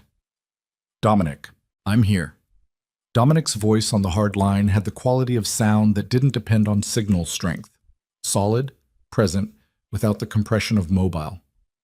8 minutes. I'm on the bridge. Marco went dark. A beat. "I know. I have a secondary feed from the penthouse panel. He's down, but he's breathing. The 2 men inside, Garrett engaged one, the other is still active inside the penthouse." "The documentation," Kael said. "Still transmitting," Dominic said immediately. "I started the remote transfer the moment the lobby breach registered. Both clean recipients are receiving. The Attorney General's contact confirmed receipt 4 minutes ago." A pause. "The federal investigators channel is still open. The transfer is 73%. 73%. He did the math. The files were large. Seraphine had spent 4 hours reformatting and cross-referencing, adding supporting documentation to every claim, building the kind of evidential structure that couldn't be dismissed on procedural grounds. Large files, clean channel, but 27% remaining. "How long?" he said. 4 minutes. Maybe 5. He had 8 minutes until Dominic arrived. 4 until the transfer completed. And somewhere below him, inside his penthouse, one of Vale's people was active and mobile, and the documentation was transmitting from Kael's secure terminal, and if that terminal was physically destroyed before transmission completed, Seraphine. He turned. She was 3 feet behind him, watching the roof hatch. "The terminal in the penthouse. I need it to stay operational for 4 minutes. If they find it and destroy it before the transfer completes, I know what that means, she said without turning. Dominic can hold them from the outside once he arrives, but that's 8 minutes. And the transfer is 4. She turned now. She looked at him across the roof in the orange city dark with the gun in her hand and her hair loose in the wind coming off the harbor, and her face had the specific quality it had when she had looked at every piece of information available and arrived at a conclusion she was going to act on regardless of the cost. The stairwell from the roof connects to 42. There's another maintenance corridor from 42 to the penthouse service entrance. The man inside doesn't know this building the way you do. Seraphine, how long until Dominic has eyes on the perimeter? 3 minutes. Then for 3 minutes, you hold this position and maintain the hard line with Dominic, and I go in through the service entrance and I keep whoever is in there away from the terminal until the transfer completes. She was already moving toward the stairwell access at the far end of the roof. You know I can do this. You watched me do the mechanical floor. The mechanical floor was 2 men in a wide space with cover. The penthouse is a space I've been memorizing for 6 days, she said. She stopped at the stairwell door and looked back at him. I know where every piece of furniture is. I know every sight line. I know the places where the floor creaks and the places where it doesn't. A pause. He doesn't know me, but I know him. I know what men like him do in spaces they think belong to them. He stood on the roof in the city-lit dark and looked at her and felt every competing calculation run itself out to its conclusion simultaneously, and none of them arrived at an option that was better than the one she was proposing, and some of them arrived at options that were worse in ways he couldn't accept. The service entrance code is 9247, he said. Something in her face, brief, involuntary, the nearest she had come in 6 days to something that might have been called gratitude if it hadn't been too self-sufficient for that word. Don't let Dominic be late, she said. She went through the door and it closed behind her, and he stood on the roof and pressed the handset to his ear. Dominic, 6 minutes. Move faster. He stood at the north parapet and watched the bridge and the harbor and the city burning its ambient orange into the sky. And below him, inside the building, Seraphine Vale was moving through the dark of a service corridor toward a man who had been sent by her father to erase her. And the documentation that could end everything her father had built was 7374, 75% complete and moving toward 2 people who didn't know the woman who had built it over 4 years of careful, solitary, furious survival. His phone vibrated. Unknown number. He answered it. Mr. Varelli. A voice he'd never heard. Older, accustomed to stillness. The voice of someone who had been in the same room with very large stakes for a very long time. My name is Aldrich Vale. I think it's time we spoke directly. Cale said nothing. He looked at the harbor. You've made an extraordinary mess, Vale said. His voice was almost conversational. Almost. Underneath the calibrated calm was something Cale recognized.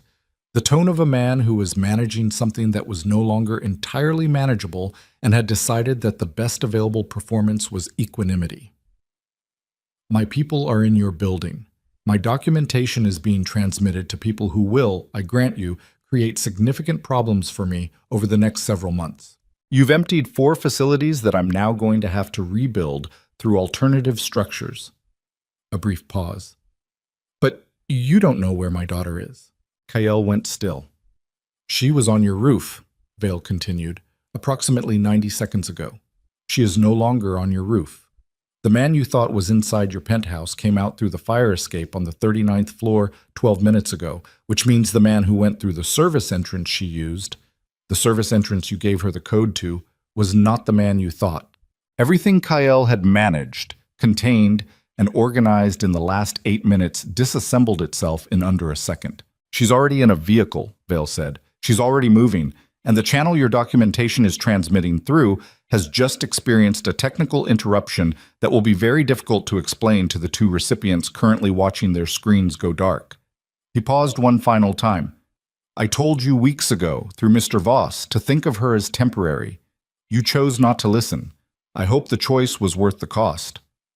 The line went dead. Cale stood on the roof of his building with the dead phone in one hand and the Dominic handset in the other, and looked at the bridge where Dominic's vehicles were crossing toward him, still 4 minutes away, and felt something move through him that he had never in his adult life allowed to get this close to the surface.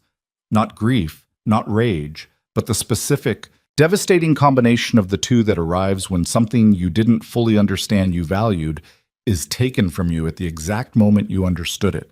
He pressed the handset. Dominic. 2 minutes. I can see the building.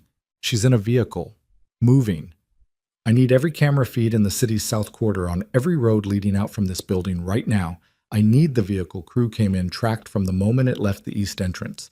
And I need you to understand that whatever we were doing before tonight is over. His voice was entirely flat and entirely cold, and underneath it was something that people who had known Kyle Varelli for 15 years had never heard from him before. Something unmanaged and uncontained and entirely, completely personal. We're not building toward Vale anymore. We're done building. We go at him tonight. Everything, all of it, right now. Kyle. She documented 4 years of evidence alone in a house that was trying to kill her, he said. She sat on my corridor floor in the dark because it was the only place she could breathe. She reformatted 600 pages of documentation in 4 hours to keep 2 people she'd never met from being able to dismiss it, and she walked back into a building full of armed men to protect a file transfer. He stopped. The city below him moved in its indifferent, continuous way. Find the vehicle. Dominic. A pause. Already running the feeds, Dominic said quietly. Hale looked out at the city, the bridges, the harbor, the orange-gray sky, and the thing he'd been managing since the corridor floor, since the kitchen island, since the moment she'd handed him the notebook across the table with the flat, unadorned gesture of someone who had decided, provisionally and against all available evidence, to trust him with the only thing she had. That thing was no longer being managed. Somewhere in the city, in a moving vehicle, Aldrich Vale's people were taking her back to the place she had spent her entire life trying to leave, and Kyle Varelli was done being calculating about it. Where? He said. South on the harbor road, Dominic said, moving fast.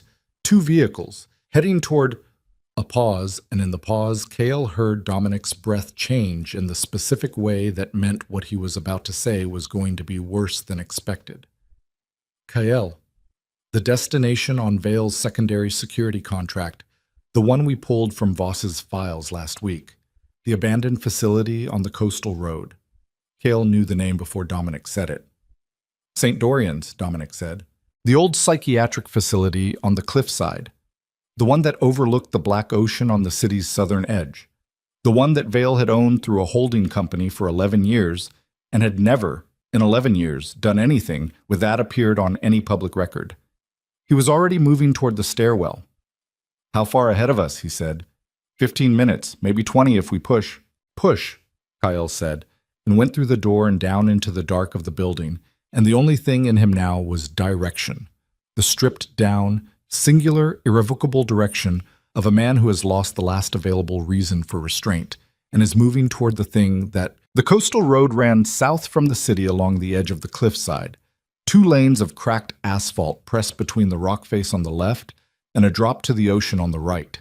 And at 2:50 in the morning, it was empty of everything except Dominic's 3 vehicles running without headlights, and the memory of 2 other vehicles that had passed this way 15 minutes ahead of them. Kale sat in the front passenger seat of the lead vehicle and watched the road come out of the dark, in the pale green of the night vision display Dominic's driver was using, and he did not speak.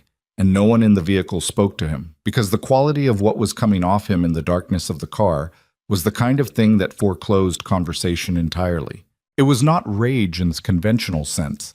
Rage was hot and imprecise and consumed the person feeling it, along with everything around them. What Kyle was operating in was colder than that, and more structured and more dangerous for both qualities, and the men around him understood this without requiring explanation. Dominic was on the phone in the rear seat, conducting 3 simultaneous coordination threads with the flatlined efficiency of a man who had spent 15 years preparing for exactly this category of night. The document transfer, Kyle said. Status. Dominic lowered the phone. The interruption Vale's people created was a spoofing block on the transmission channel. My tech ran a bypass 11 minutes ago. The transfer resumed at 73% and completed 4 minutes after that. He paused. Both recipients have the full package. The Attorney General's contact sent a confirmation receipt at 2:47. The federal investigators' channel is still open and active. Kale absorbed this without visible reaction. Vale knows the transfer completed. Probably, Yes. Which means tonight is about elimination, not recovery. He looked at the road. He can't undo what's in those files, but he can remove every living person who can testify to their authenticity. That's how I read it, Dominic said. Seraphine is the primary witness. She built the documentation. Her testimony is what turns files into convictions. He paused. And I'm the person who can speak to Dario. The car went around a long curve in the coastal road, and through the night vision display the shape of St. Dorian's emerged from the cliff ahead of them. A large, low-slung building with an institutional silhouette, its windows dark, its outline broken by the deteriorating additions of different construction periods. It sat on a natural shelf of rock 20 feet above the cliff edge, and beyond it, the ocean was nothing but sound and black depth. Lights inside, the driver said. Lower level. Kael looked. Through two ground-level windows, a thin amber light moved in the pattern of handheld sources, flashlights or lanterns, carried by people navigating an unlit interior. How many vehicles on approach, he said. 2 confirmed, Marco said from the rear seat. Marco had a gauze bandage on his left temple and a hardness in his face that hadn't been there 2 hours ago. He had arrived at the building's roof access 3 minutes after Seraphine disappeared, having walked upright through a penthouse, where 2 armed men had knocked him into a wall and left him breathing on the floor because Vale's operational priority was Seraphine, not Kael's security staff. He had been walking since then with the deliberate, slightly too careful movement of someone managing a head injury through determination rather than recovery. Kael had not told him to stay behind. Both went to the east side of the building, service access. Rear approach, Dominic said to the driver. Come off the road 200 meters before the access path and run parallel through the scrub. The car turned off the road, and the cracked asphalt became rock and dry grass, and the 3 vehicles moved in a loose file through the darkness, running dark, their engines barely audible under the sound the ocean made against the cliff base far below. At 150 meters from the building, Dominic said, Here. They stopped. Kael got out, and the cold off the ocean hit him immediately. Not the temperature cold of winter, but the deep, salt-heavy cold of water that had been dark for a very long time. He stood beside the vehicle and looked at the building and let his eyes adjust past the night vision's residual green and work with what was actually there. 2 lit windows at ground level, 1 lit window on the upper floor that was too bright for a single handheld source, and from somewhere inside the building a sound that the ocean nearly swallowed, voices, or 1 voice, raised in a register that carried authority. 12 men with Dominic. 3 vehicles. 2 vehicles ahead, occupants unknown, but estimated at 4 to 6 each. Kael checked his weapon one more time, looked at Dominic. The upper floor light, he said. That's where she is.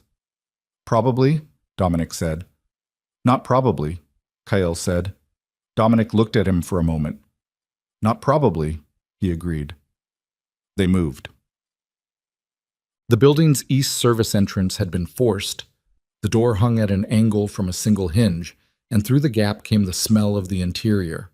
Old concrete, mildew, the iron-specific cold of spaces that had been sealed and unsealed, and underneath it, something chemical and institutional that had not entirely dissipated in the years since the facility had last functioned as whatever its licensing had claimed it was. Kael went in first, Dominic 2 steps behind him, then Marco, then 8 of the 12 men in staggered pairs. The remaining 4 went around the building's perimeter to cover the exits. Inside, the ground floor was a maze of corridors in varying states of physical decay, ceilings with water damage, floors with the particular slickness of concrete that has absorbed moisture over years, door frames warped, several doors open onto dark rooms that contain nothing except the ghost shapes of removed furniture and the occasional overturned piece of medical equipment. Everything had the quality of a place that had been emptied in a hurry and never returned to. They moved through it without light, navigating by the ambient glow from the lower windows, communicating in hand signals that required no translation. They cleared the east wing in 4 minutes, 2 of Vale's men found in a room near the north corridor, stationed as a rear guard, both neutralized before they had full situational awareness of what had come through the service entrance. No shots fired. The building's acoustics were uncertain, and Kael wanted position before noise. The stairwell at the center of the building was the only viable route to the upper floor. It was also the most exposed point in the structure. Open landings, no cover above the first step. Any movement on the stairs visible from 2 floors up if someone was positioned and looking. Kyle stood at the base of the stairs and looked up. The light from the upper floor came down the stairwell in a warm, unsteady bar that moved slightly. Not a fixed source, something with a flame element, or an aging battery. 60-something steps, open landings at the first floor and the second. 2 possible positions of fire above him that he could identify from this angle. From upstairs, the voice again. Closer now, and resolving through the stairwell's vertical acoustics into identifiable speech. Always believed that sentiment was the thing that would destroy you, even as a small child. You felt things too directly. You never learned. He knew the voice. He had never heard it speaking to its daughter before. The difference was something he had not anticipated. The particular intimate quality of contempt between a parent and a child. The way it used the architecture of closeness to deliver the content of negation. He started up the stairs. He moved on the outside edge of each step, where the structural support was closest to the wall and the flex was smallest, and he moved slowly enough that his body weight transferred without sound. Dominic came behind him with the same care. Marco behind Dominic. Midway up the first flight, a creak, unavoidable, a board compromised by water damage that sat in the geometric center of the step and that no amount of edge-hugging could entirely avoid. Kyle froze. The voice above stopped. 6 seconds of silence, then, check the stairs. Movement above. A single set of footsteps crossing what sounded like open floor, then a door, then the footsteps coming toward the landing above him. Kyle did not go back down. He went up, fast and silent on the instinct that speed was now more valuable than concealment. And he reached the first landing in 3 strides and came around the corner as the man reaching the top of the flight was still processing what he was seeing. And the gun came up in the man's hand, and Kyle took the wrist behind it and redirected it, and the shot that fired went into the wall plaster, and then the man was no longer a threat and was no longer standing. The shot sound was catastrophic in the stairwell. No more moving quietly. Go, Kyle said, and they went. What? The upper floor was a single long corridor with rooms off both sides, and it was occupied. He assessed this from the landing in the first second after cresting the stairs. 2 men in the corridor, reacting to the shot, both turning toward him, both armed, both starting to raise their weapons. And behind them at the far end of the corridor, a door that was closed and lit at its threshold with the warm, unsteady light he'd seen from outside. What followed was 45 seconds of the most focused violence Kyle had engaged in 4 years. In a space too narrow for sophistication and too charged for caution. Dominic took the left, Kyle took the right, Marco and the 2 men behind him provided the depth that kept the corridor from becoming a trap. Walls absorbed shots that weren't absorbed by people. Plaster came down in chunks. One of the light fixtures, already cracked, already failing, went dark from a round that clipped its housing, and the corridor became worse than dark. Became strobed by the muzzle flash of continuing exchange. And in the strobing, Kyle moved forward through the bodies of men who had been given a job tonight that they had underestimated. 30 seconds, 40, 45. And then silence, except for Kyle's breathing and Dominic's breathing, and somewhere behind him Marco saying a single profane word in a tone that indicated injury rather than catastrophe. Kyle was at the door at the end of the corridor. He looked back. Dominic was on his feet. Marco was on his feet with one hand pressed to his right side in a way that Kyle had seen before and knew the meaning of. A graze, painful and bleeding, but not the kind of thing that ended a man who decided not to let it. 2 of their 8 were down behind them in the corridor, neither moving. He turned back to the door. He kicked it open and went through. The room had been a medical examination suite in whatever past life the building had claimed. It still had the bones of that function. The central examination chair bolted to the floor, the cabinet frames on the walls, the overhead examination light retrofitted with a battery-powered lamp that threw the room's interior into sharp, high-contrast relief. Someone had cleaned the room's surfaces recently. Not clinically, but enough to make it functional again, which told Kyle that this location had been planned well before tonight. This was not improvisation. This was a prepared position that had been waiting for exactly this use. Seraphine was in the examination chair. She was not restrained, not with physical restraints, but the gun that a man was holding 3 feet to her left made the distinction essentially academic. She had a cut above her right eyebrow that had bled down the side of her face and dried, and her hands were in her lap, and she was looking at Kyle when he came through the door with an expression that was not relief, not quite. It was something more complicated than that, something that had relief as an element, but also had the specific, scorched quality of someone who has been sitting for the last 40 minutes inside a room with the thing they have survived their entire life and has not broken. Not broken. Standing next to Seraphine's chair, on the opposite side from the man with the gun, was Aldrich Vale. He was 70 years old and he looked like the public record of him. Silver-haired, upright, the kind of face that had spent 3 decades being trusted by people who needed to trust something. The face of a man who had perfected the performance of integrity until it sat on him with the ease of a second skin. He was dressed in a dark suit that was not right for the location, which told Kyle that he had dressed tonight for a different kind of occasion, for control, for dignity, for the version of tonight he had planned, which had not included Kyle arriving at this room with gunfire in the corridor behind him. For the first time since the wedding, Kyle was looking directly at Aldrich Vale. The man looked back at him with the appraising, undisturbed attention of someone who had operated for 30 years in the company of people with guns and had never lost the fundamental conviction that he was the most intelligent person in any room he entered. "Mr. Varelli," Vale said, "you made better time than I expected." Kale said nothing. He was looking at Seraphine, looking at the cut, looking at her hands in her lap. Steady, deliberately still, the stillness of someone managing. "Are you hurt?" he said. To her. Only to her. "I'm functional," she said. Vale made a sound that was not quite a laugh. "She's always functional. That's the one quality I never had to instill. She came with it." He looked at his daughter with the expression of a man assessing livestock. Remarkably durable. Kale looked at Vale then, and whatever Vale saw in that look caused something. Not fear, not quite, but the first visible hairline fracture in the composed surface, to cross his face before he controlled it. "The gun on your left," Kyle said. "Tell him to put it down." "I don't think—" "I have 8 men in this building and 4 more on the exits," Kyle said.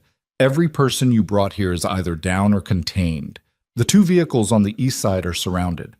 Renner Voss was taken off the street 40 minutes ago and is currently in a location where he is motivated to be very forthcoming." "Dans Santipa months," he paused. "The documentation your daughter built over 4 years transmitted completely to 2 recipients who are not in your network and who have been waiting for exactly this kind of material for their entire careers. By 6 this morning, that documentation will be in the hands of people who have federal jurisdiction and who are not the people you own." He looked at Vale with the flat, total attention that had never once in his adult life been mistaken for anything other than what it was. "The game you've been playing is over. The only remaining question is the quality of what comes next, the gun on your left." Vale's eyes moved briefly to the man with the gun. A calculation happened. Kyle watched it happen, watched Vale run the same structural assessment that Kyle had just laid out, watched him arrive at the same conclusion, watched him manage the arrival. "Set it down," Vale said to the man. The man hesitated. The hesitation of someone who had been told tonight that failure was not an option and was now being told by the principal to stand down, 2 instructions that didn't resolve cleanly. "Set it down," Vale said again, with the flat authority of someone who had been obeyed for 30 years and had not yet fully processed that the mechanism of that obedience was gone. The gun went on the cabinet surface. Dominic moved into the room behind Kyle and covered the distance to the man in 3 steps and removed the weapon and had him against the wall with efficient, impersonal thoroughness. Kale crossed the room to Seraphine. He stopped in front of her and looked at the cut above her eye. Close up. It was a pressure wound rather than a blade wound, the kind that came from contact with a corner or an edge at speed, from being moved through a space faster than was safe. His eyes moved to her face, to the dried blood, to the flat, enduring patience with which she was looking back at him. "I'm okay," she said, quietly, with none of the performance that phrase usually carried. She meant it as a factual statement, and it landed as one. "I know," he said. He was close enough that the word was almost private. Behind him, Aldrich Vale said, "This is touching." The contempt in it was so practiced it came out smooth, almost aesthetic. Although I'm unclear what exactly you think this resolves. You can take her. You were always going to take her. I factored that into the evening. He moved to the room's single window and looked out at the dark ocean below the cliff, with the posture of a man on a balcony, rather than a man in a cornered room. What you cannot do is erase 30 years of infrastructure with a document transfer and a night of violence. What you cannot do is walk away from this building with anything that functions as closure. You'd be surprised, Kael said. Would I? Vale turned from the window. He looked at Kael with the direct, unimpressed attention of someone who has studied an opponent and arrived at his conclusions. You want to talk about your brother. You've wanted nothing else since you found out what actually happened. Say what you came to say. The room was very quiet, except for the ocean.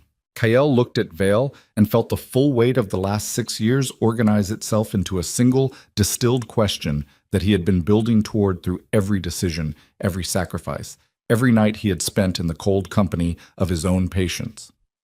Where is he? Kael said. Vale's expression did not change.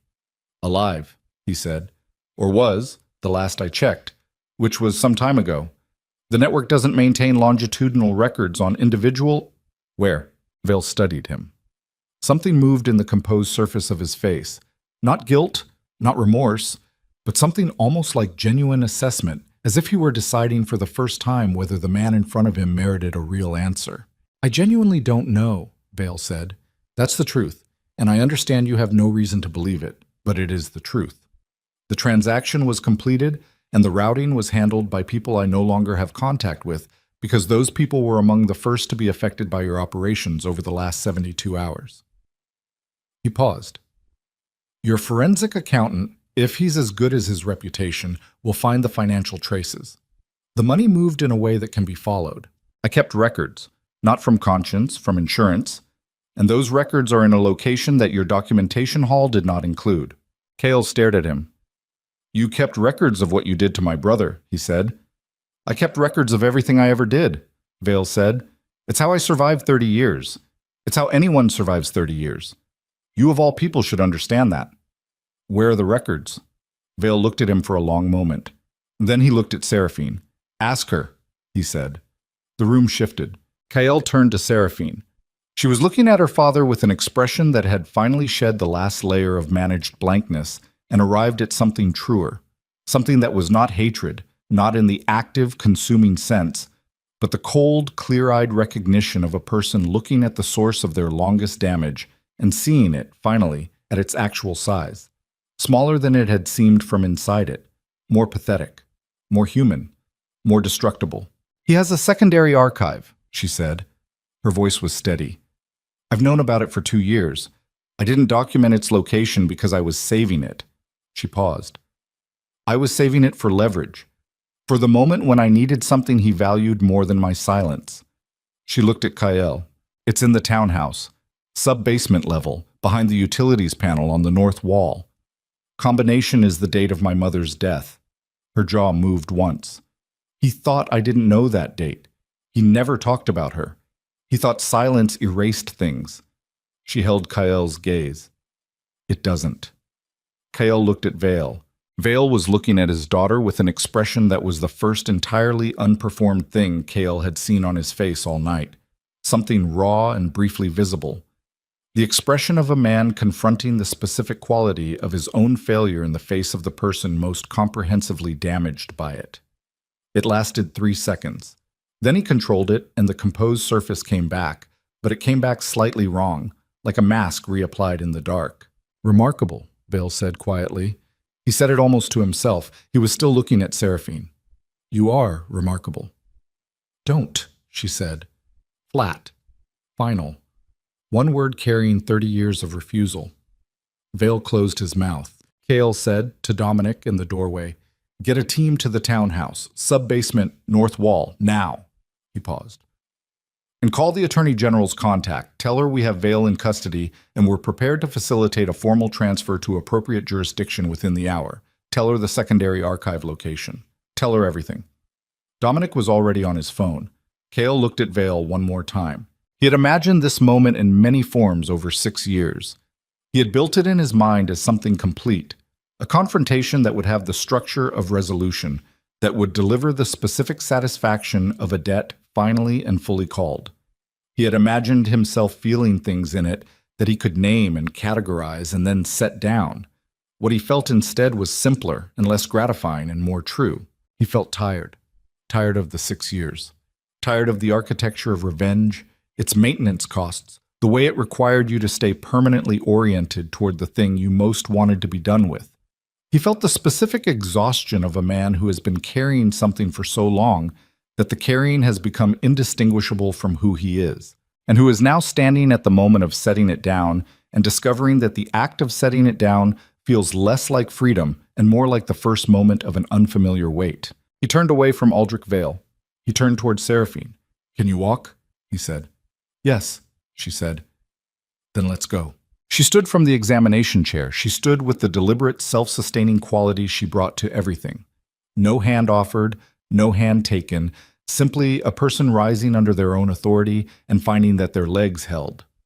She was not entirely steady. The adrenaline and whatever she'd absorbed tonight were working through her system, but she was upright, and she was looking at the door, and the direction of her attention was entirely forward.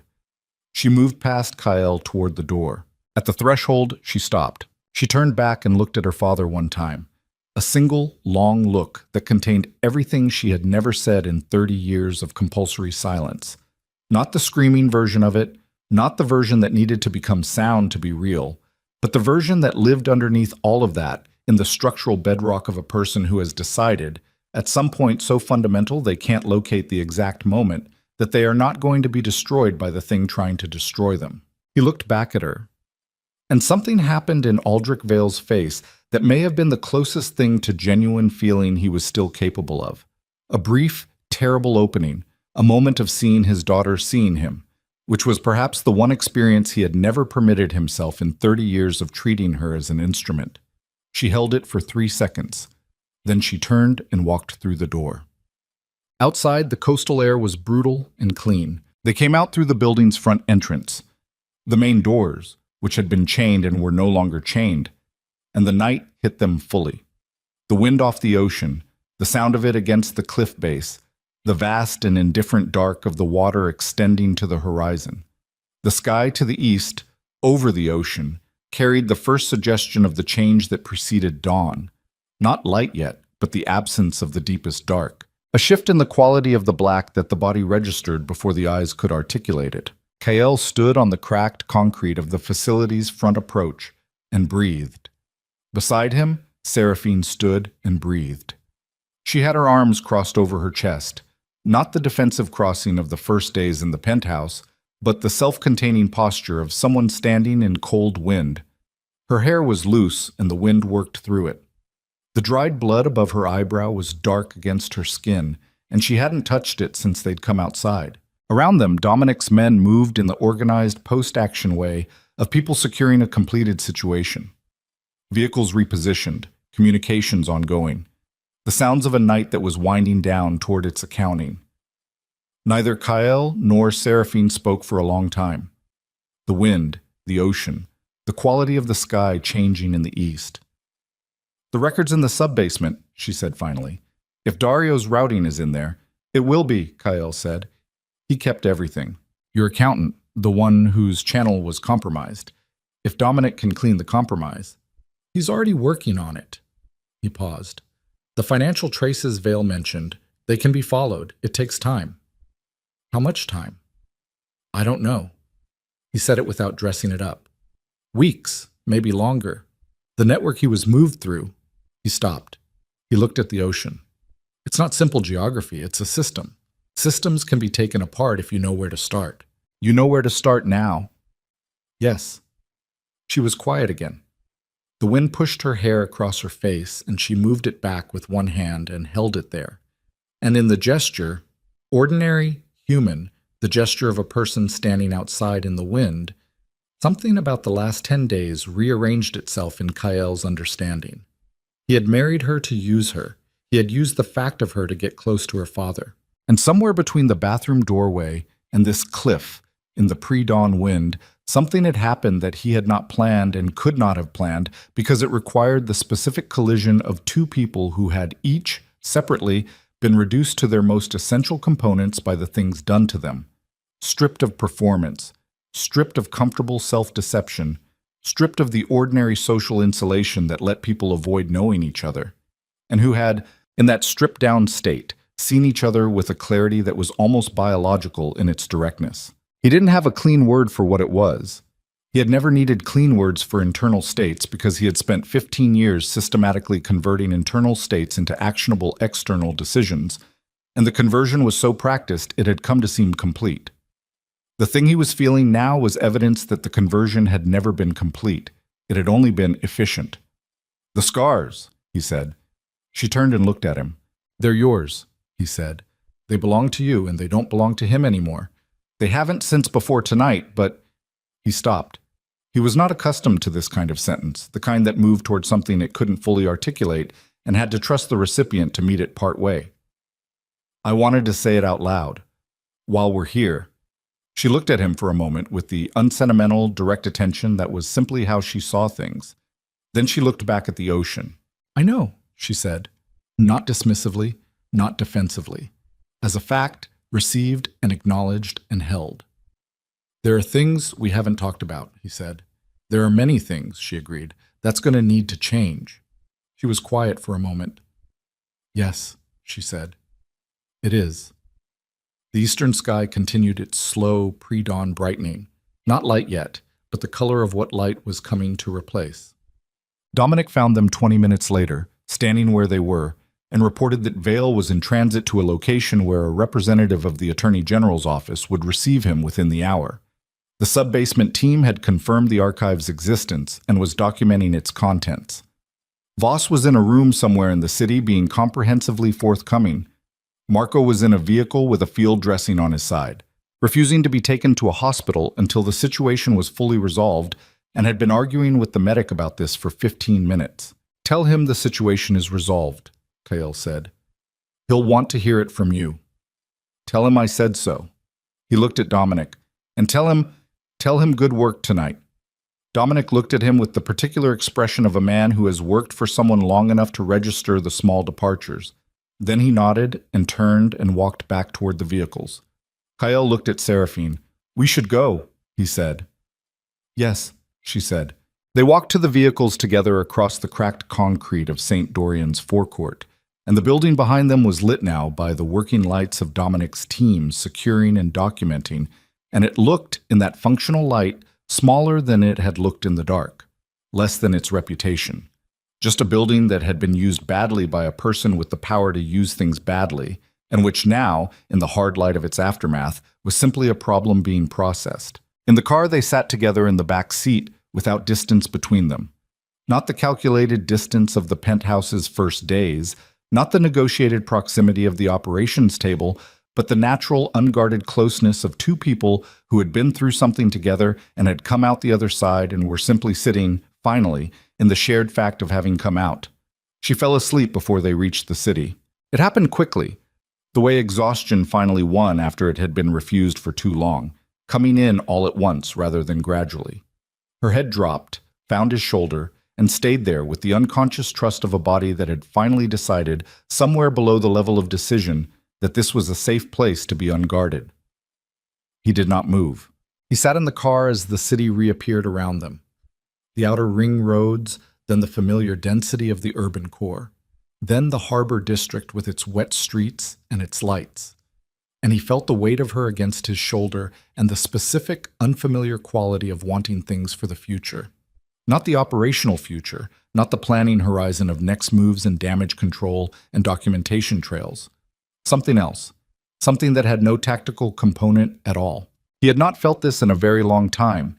He was not sure he had ever felt it in exactly this form. 3 weeks later, on a Tuesday morning in early autumn, Aldrich Vale appeared before a federal magistrate in a sealed hearing and was formally charged on 23 counts. The charges had been building since the night of St. Dorian's, each day bringing new elements as the archive was processed, as Voss talked, as the forensic accountant followed the financial traces that Vale had spent 30 years maintaining in the certainty that no one would ever have both the access and the authority to read them correctly. Kyle was not in the courtroom. He did not need to be. He was in the penthouse, at the kitchen island, with coffee, watching the morning harbor light come through the east windows in the particular gold of autumn when Seraphine came in from the hallway and looked at her phone and looked at him. "It's filed," she said. "I know," he said. He'd had the notification 4 minutes before her. Maun. She looked at the phone for a moment longer. Then she set it on the counter and poured coffee with the unhurried movements of someone who no longer organized her mornings around the potential for sudden emergency. She sat across the island from him and wrapped both hands around the cup. The morning light was generous to the kitchen. It always was in autumn. The angle of it, the quality of its warmth, the way it made ordinary surfaces look like they had been considered. She had changed things in the kitchen in the 3 weeks since St. Dorian's. Small things. A plant on the east windowsill, a different arrangement of the counter surfaces. The coffee machine moved 18 inches left to where the electrical access was better. He had noticed each change without comment and had found, noticing them, a quiet satisfaction he didn't interrogate. "The secondary archive," she said. "The Dario routing. Carver's team has it down to a 3-year window and 2 probable network nodes," he said. Carver was the forensic accountant, the one whose channel had been compromised and then restored, who had spent 18 consecutive days in a room with Vale's financial records and had emerged from that experience thinner, quieter, and more certain. "He thinks he'll have a geographic location by the end of the month." Seraphine looked at her coffee. "And if Dario is—" She stopped. She looked up at him. "If he's not—" "Then I'll know," Kyle said. "Knowing is different from not knowing. It's always different, even when what you know is the worst thing." He paused. "I've been not knowing for 6 years. I'm done with not knowing." She held his gaze. "Okay," she said. "Okay," he said. They sat with the morning and the harbor light and the coffee, and the silence between them was the kind that had no discomfort in it, the kind that had taken 3 weeks to build from the ground of what they'd survived together, and that sat now with the specific, earned quality of silence between people who had seen each other in conditions that stripped all performance away and had decided to stay anyway. There was a conversation still coming. Several conversations. The thing about Dario, what it would mean if Carver found him, what it would mean if he found evidence instead of a person, the question of what came after the finding when the person you'd spent 6 years preparing to avenge was also the person you still needed to grieve. The thing about the future of Kyle's operation, the quiet restructuring already underway, the particular routes that had been permanently closed, the new directions of a criminal empire that had, without formal announcement, begun to operate by a different set of principles. The thing about them, what they were becoming, the specific nature of a relationship built on the ruins of manipulation that had somehow, in the process of everything collapsing, produced something real. Those conversations were all coming, but not this morning. This morning was just the light and the harbor and the coffee, and the fact of both of them sitting at the same island they'd stood across from each other 10 days ago, with guns and evidence and 12 people trying to end their lives, sitting now in the ordinary grace of a morning that was simply a morning. "I was thinking," Seraphine said. He waited. "The waterfront estate." She meant the building across the harbor, a property Kyle had owned for 4 years and not done anything with. A large, restored commercial building with residential potential on the upper floors that he had purchased for reasons that had been primarily financial and had never developed because his attention had been elsewhere. "If you were going to do something with it—" He looked at her. "The lower floors could be used for something functional," she said, with the careful, forward-leaning quality of someone proposing something they've been thinking about for longer than they're letting on. "The transition housing Mira runs. She's operating out of 3 locations that are too small and badly situated. The waterfront building has better transport access and enough space for—" She stopped. She looked at him with the direct, unsentimental attention that was simply how she looked at things. "I've been thinking about what comes after. What you do with a criminal operation once you've decided it should be something other than just a criminal operation." "And?" he said. "And you're going to have to do something, Kale. You can't run an empire and also decide to have principles. Principles have structural consequences. They require infrastructure. She paused. So I was thinking about the infrastructure. He looked at her across the kitchen island in the autumn morning light. He had married her to hurt her father.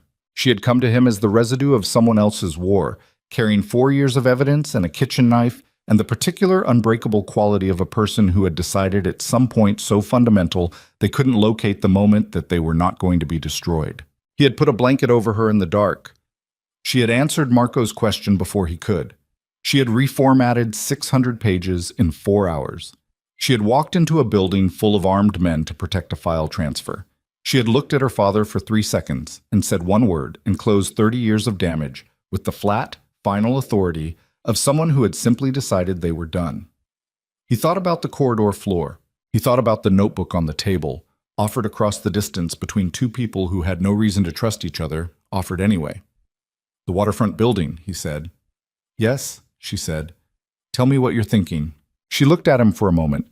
Then she set down her coffee cup and reached across the island for the legal pad that had been living on the counter since she'd brought it from the operations table. The same legal pad from the 4-hour documentation session, its front pages dense with her fast, precise handwriting. And she opened it to a blank page and picked up the pen that was sitting on top of it. And she began to explain. He listened with the full, total attention that he gave to things that mattered, and the morning light moved across the kitchen in its unhurried autumn progression. And outside the window, the harbor did what harbors do, carried its traffic, accepted its weather, moved its water from one place to another in the continuous, indifferent motion of something that has been doing this long before the people watching it arrived, and will be doing it long after they are gone. The scars on her back were under her shirt.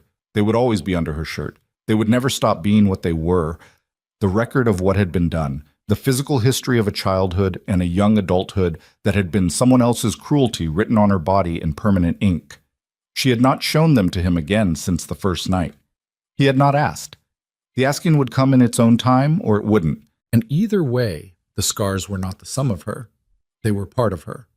The way all the worst things that have happened to a person are part of them, carried rather than worn, present rather than displayed. He thought, with the quiet and specific clarity of a man who had been moving toward something for a very long time and had finally arrived, that he would like to know her for a very long time. Not as a transaction, not as a management problem, not as the collateral consequence of a revenge that had turned out to be aimed at entirely the wrong target. As the person she was, which was considerable, which was extraordinary in ways he was only beginning to adequately inventory, which was, and this was the word he had been avoiding for 3 weeks, because it was the kind of word that changed the shape of things, and he had not been ready for the shape to change, and was ready now, which was his. Not owned, not controlled, nothing like either of those things. His, the way a direction is yours. His, the way a thing you've decided is finally, after everything, worth deciding. She was still talking, he was still listening. The legal pad was filling with her precise, fast handwriting, and the plan she was laying out was good. Genuinely good. Structurally sound, practically detailed in the way that everything she did was practically detailed. And underneath the content of it, he could hear something he had not heard in her voice in the 10 days of their cohabitation. Anticipation. The sound of a person who has arrived, against all available odds, at a morning that contains a future. He picked up his own pen. He pulled the legal pad to an angle where he could read it and she could still write on it.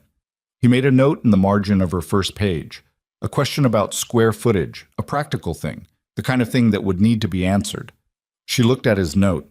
She answered it in the margin below it without pausing her explanation. He looked at the answer. He made another note. They worked. The harbor light moved across the kitchen floor in its slow autumn progression, and outside the window the city went about its enormous, continuous, violent, beautiful business. And in the penthouse on the 43rd floor, 2 people who had been built by damage and had survived it and had found each other in the wreckage of the worst plans either of them had ever made, sat at a kitchen island and built something new on the ruins of the old. It was not simple. It would not be simple. Nothing real ever was. But it was morning, and they were both still here. And for the first time in longer than either of them could accurately remember, that was enough.